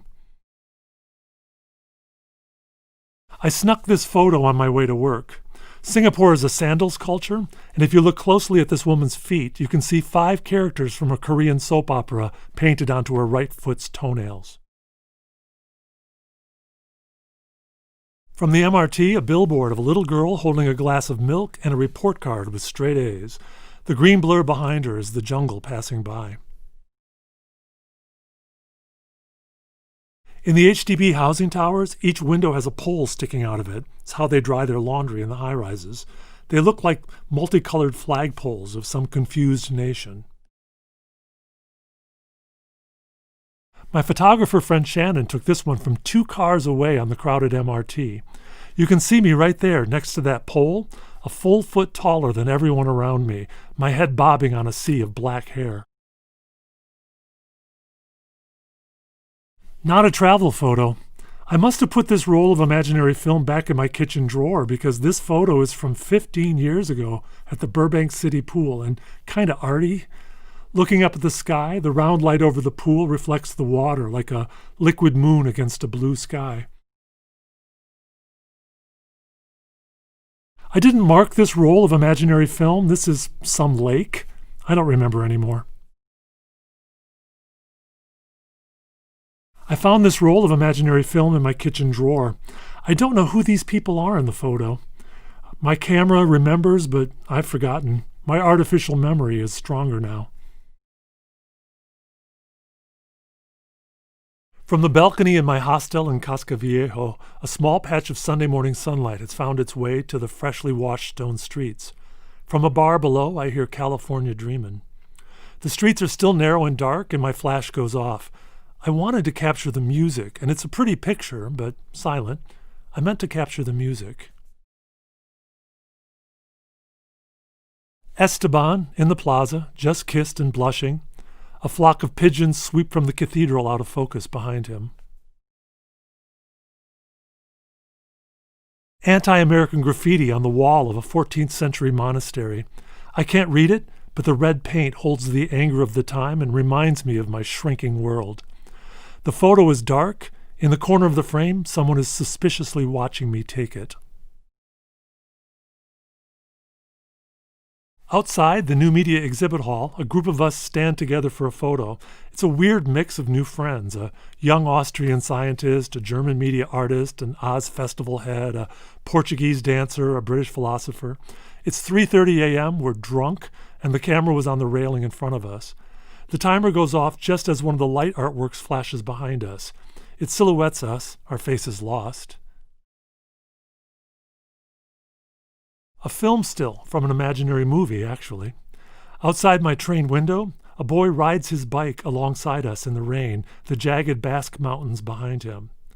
A sad old song shuffles onto my iPod, and, framed perfectly by the window, the boy, the music, and the tracking shot become the opening of a film that does not exist. I add invisible titles on the glass.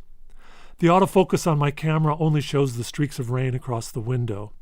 Beyond my focus, the boy turns into the green hills, his reality leaving my fiction. I'm balanced on a spray of rocks jutting below the lighthouse at Byron Bay, the eastern tip of Australia. I am the easternmost man on this continent. A beam sweeps across the water.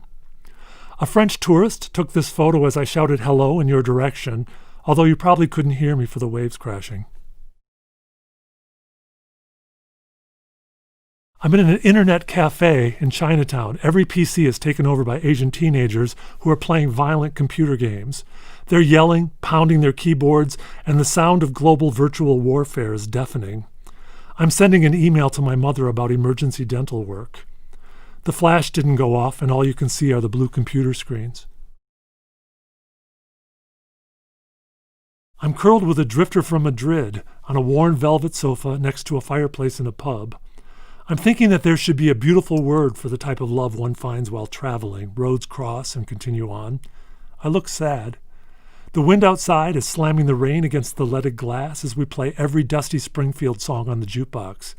It's a beautiful, dark photograph, although my eyes are closed. It's midnight, and I'm laying on my back at the end of the old Victorian pier in Albert Park. I'm imagining new constellations, and breathless from its beauty, I try to photograph the Southern Cross. The flash only captures the wrought iron railing, only lighting what is near. I've taken the bike path along the Yarra River up to Heidelberg, home of a rebel school of landscape painting 150 years ago. This is a photo of my bike, placed exactly where the easel stood to create one of my favorite paintings. It's beginning to fall in the soft loam, and the timer went off just as I was running to catch it. I'm on a cliff over Bell's Beach, the surfer's mecca, watching perfect waves roll into the shore. Even, flawless, orderly, it is the most controlled I've ever seen the ocean. The photo is black since I forgot to take off the lens cap. A Chinese tour group has overtaken my little bungalow hotel, and they're angry that their cell phone reception is spotty. This photo is 12 of them at night, spread around the beach, trying to get a signal by waving their phones in the air. In the photo, you can only see 12 little blue rectangles hovering like some mathematician's fireflies. I'm back home to sell my father's tools, stored in a converted chicken coop where he used to make furniture. It's been a year since his death, and the dust and cobwebs cover the machines. Leaves have blown in through the gaps in the wall. This photo is supposed to be a detail of small jars filled with nails, but I underestimated the darkness, and the photo is black. I never thought about needing a flash. My father's workshop, even a year after his death, is so familiar that I can navigate it easily in the dim light. This is supposed to be a wall of antique wood clamps, but it's another black photo. My father's workbench, another black photo except for a small square of light in the lower left of the frame. It's from a window above the bench overlooking a field, but the outside is washed out to pure white light. All the photos of his workshop after he died didn't turn out. Too dark. This little square of light is the only real image I have. The garage sale, selling all my father's woodworking tools. My mother is inside the house, hiding in a closet. The photo shows all the old tools, laid out on folding tables borrowed from the church, each with a shred of masking tape and the price. I don't know why I took this picture. It was too painful for me, too. A monkey sitting on my wet swimsuit, drying off on the railing of my hut, the rough jungle beach of a small Muslim island off Malaysia behind it. Chris and I, in love in Patagonia, were laughing and leaning into the wind. 1 year later, he would say that he never really loved me, but I kept this photo as proof. I guess it's not, though. It just proves we were there. Brian and I are in a rickety treehouse in Chausok, about 4 stories up, just below the jungle canopy. Below us, a rushing green river. Across from it, the sheer limestone karsts jut up 20 stories high, dripping with color, ferns, and twisted trees. It's pouring, and we put the timer on to take our picture, but the flash is shorted out. I'm drinking a banana and ice in a shack bar along the road. It's raining, and I brought the motorcycle in with me under the roof. On the wall is a soft drink poster of a local boy band, all wearing white and shouting something. A foil mirror is built into a space between 2 of them, and my reflection becomes the 5th haunted, haggard member of, Thai Sink. I'm dirty, thin, unshaven, a cut on my arm is infected, and the windburn has left lines around my eyes. I take my picture with the boys, but since it's a mirror, all you see is the flash. Waiting for a freighter, I put down my backpack and light another cigarette. I do not arrive or depart anymore, but hover and drift in some current that is invisible, gentle. Every day of travel is something new. Everything is firsts. It's not a great-looking pier, but this photo proves that for an afternoon, it was mine. This is my postcard photo, taken at dusk as the sun sets on the water at Alnaihan Bay. Over in the corner of the photo, though, there is a flash, someone taking a photo at the exact same second as me. Together we capture and ruin the same moment. I had to sneak this photo of 2 guys in this roadside bar. That's why there's a can of beer blocking the left side. The one guy looks like an Asian version of a friend of mine in Los Angeles, and the other guy looks like my friend in Michigan. The ghosts of my past friends haunt the faces of the strangers around me. Some local boys on the beach in Phuket, playing soccer against the tide, kicking the ball into the ocean that returns it on the crest of the waves. If it passes them, score the sea. If they catch it, score the boys. Around the time of this photo, nature was still ahead by 3. Rohan's sleeping. He won't let me photograph him, so I took this picture, and I know I shouldn't. I've actually taken one like this before, but this one is in Thailand, maybe Bangkok. I just want to remember how beautiful he is. I guess it's a sad photo, though, the one I love, never looking back at me. One of the Roman baths in Budapest, octagonal stone and steam. The lens fogged up, giving it that penthouse porn magazine look. I thought it would be muscular Hungarians, but it was just fat, hairy men playing checkers. Trust me, better the steam. 4 burly Hungarian women walking ahead of me on the street. They love their fur coats here. In the shot, it looks like I'm following a pack of urban bears. Kelly's apartment after she's packed for New York, just cardboard boxes labeled with the room names. This photo is the living room box, waiting. Most photos are because you want to remember, but sometimes it's because you don't want to forget. A sloth in a bamboo tree near Quepos. They move in strange slow motion. Every action takes minutes. I wasn't really this close, by the way. I cheated and used the imaginary zoom. I've climbed up a rotting, collapsing lifeguard tower to take this photo of a Central American sunset. The tide is high and the beach has completely disappeared. The ocean rises to the trees. Of the 3 elements that make my world right now, one hides twice a day. Mickey Mouse, framed in rusted metal. I'm lying next to Antonio in the bottom of a bunk bed in a shack on the edge of the beach, giggling in love. The foam mattress above us is wrapped in Disney fabric, and a dozen Mickey Mouses look down on us through the rusted metal slats like cartoon angels. This photo is sweet to me, but I can't publish it due to Disney copyright restrictions. I'm standing at a muddy crossroads near Quesada. It's been raining for 3 days, and the clothes in my backpack are soaked, heavy with the weight of water. I set the timer on the camera, but I'm too slow to get back in place. In the photo, you can see my back, hunched and dirty, running. A photo of my shower. I'm in a corrugated metal shack on a surfer's beach trying hard not to be the rich American abroad. For everyone else, a garden hose is tied to a tree behind the building, but I pay $1 more for my shower and the surfers are jealous. At $6 a night, I'm still the rich American. Susanna took this one. I eat at a family restaurant on the beach every day and now know the cook and his wife. The tables are poured concrete under coconut trees, and this photo is in honor of the cafe's name, Mare Sambre. Behind me, beach and clouds. Drew and his boyfriend Jason. I know Drew from New York years ago, and accidentally seeing a friend here was jarring. I was feeling quite removed, and America still tracked me down. Nice photo, though. He looks good. Brian, a big local queen covered in soda on the beach. When I took this picture, he had just opened the can and it sprayed everywhere. Everything I touch explodes, he laughs, grabbing his dick. A blurry photo of the taillights of Mike's Volvo leaving me for good. I don't remember taking this photo.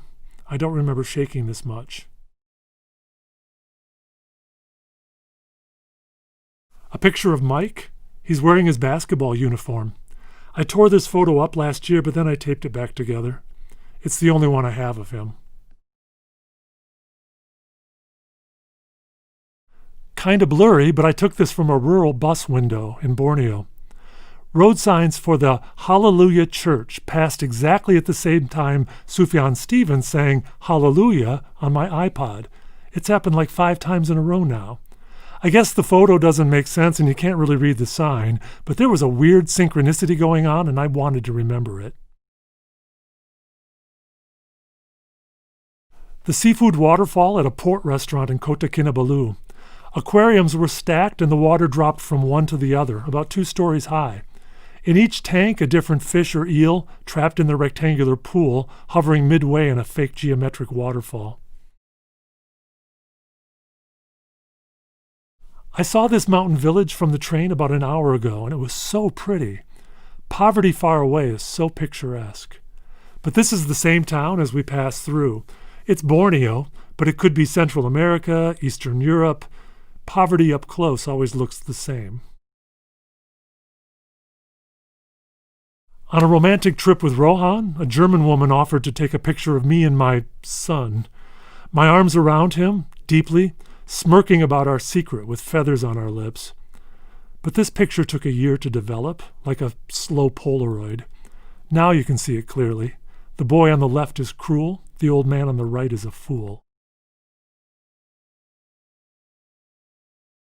An old woman staring at me on the ferry, angrily, because I'm wealthy, gay, American.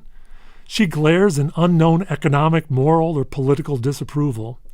I pointed my camera directly at her, hoping to break her gaze, but she never did, and now she glowers at me forever in this photo of a stranger's condemnation. I stopped my motorcycle at this sign that translates to, "You're almost there." This photo is proof that the road ahead already knows tomorrow. Me on the beach, I think the first time I can see that the hair on my chest is now clearly white, not blonde. I've become older in my photos now, the truth of my camera aging me. I can't cross the street for all the motor scooters in Saigon. Everyone is wearing bright-colored surgical masks, like manic doctors racing to a kaleidoscope operation. Boats tethered to a shipwreck just offshore. Pretty, but ironic.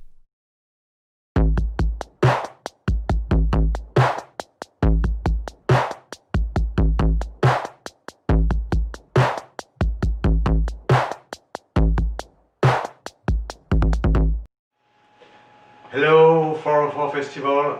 I'm Jean-Michel Roland and I'm from Marseille, France. I'm presenting my work, Tracy's Birds, where I show the invisible path of starlings gathering on a crane before their big departure to Africa. Enjoy!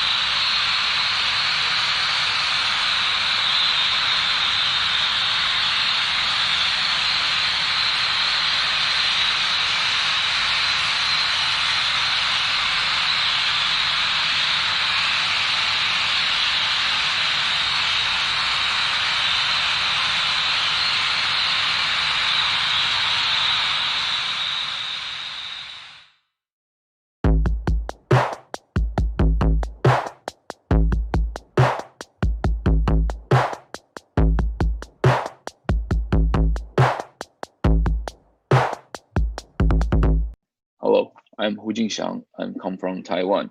It's a pleasure to be a part of 444 Festival. Thank you, Gina.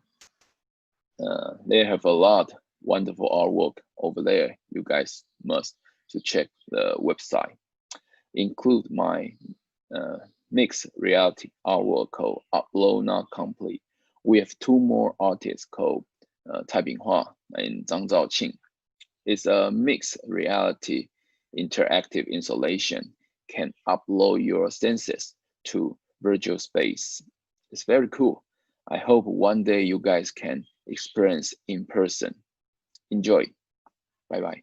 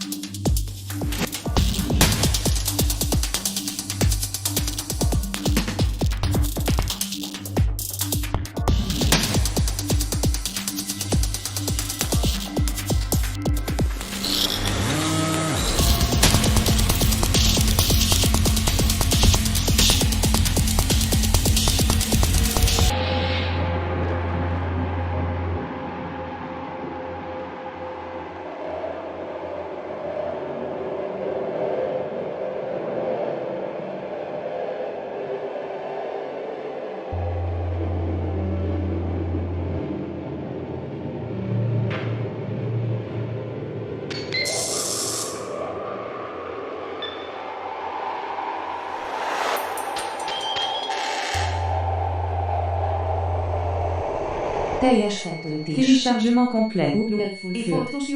Montaż completo. Nagranie dokończone. Komplet. Przesłać pełny. Geschlossen. Complete.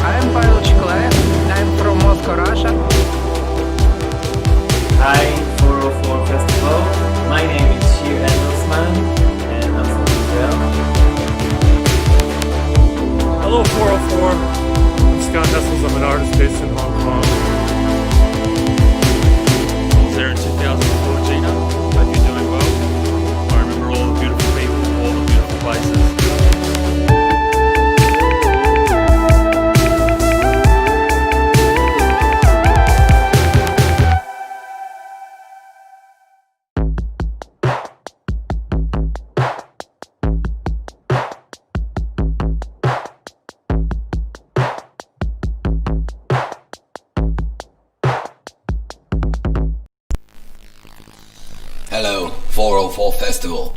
My name is Nenad and I'm from Serbia. I'm presenting here my work Promenade. Have a good time, cheers and stay well.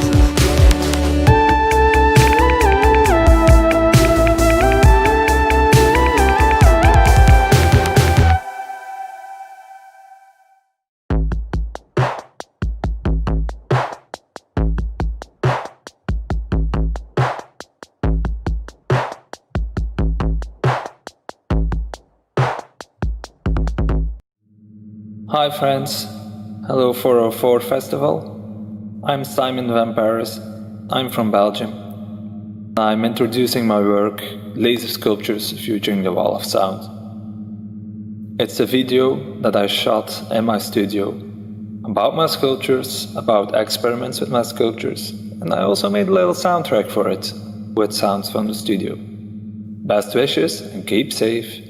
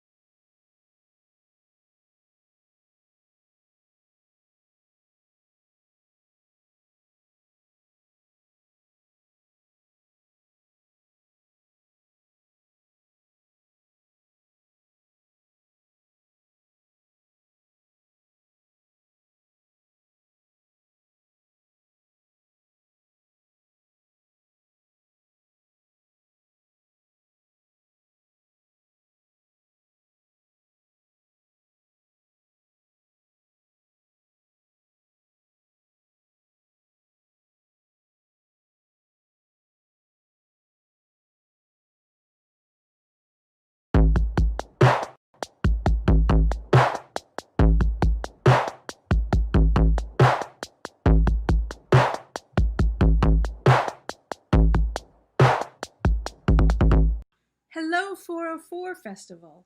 My name is Stephanie Wasserman.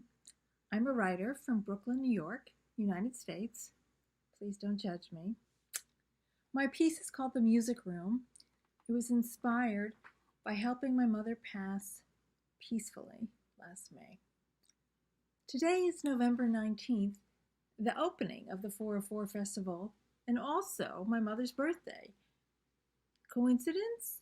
Some coincidences so clearly say synergy, loud and strong. I hope you are moved. Thank you.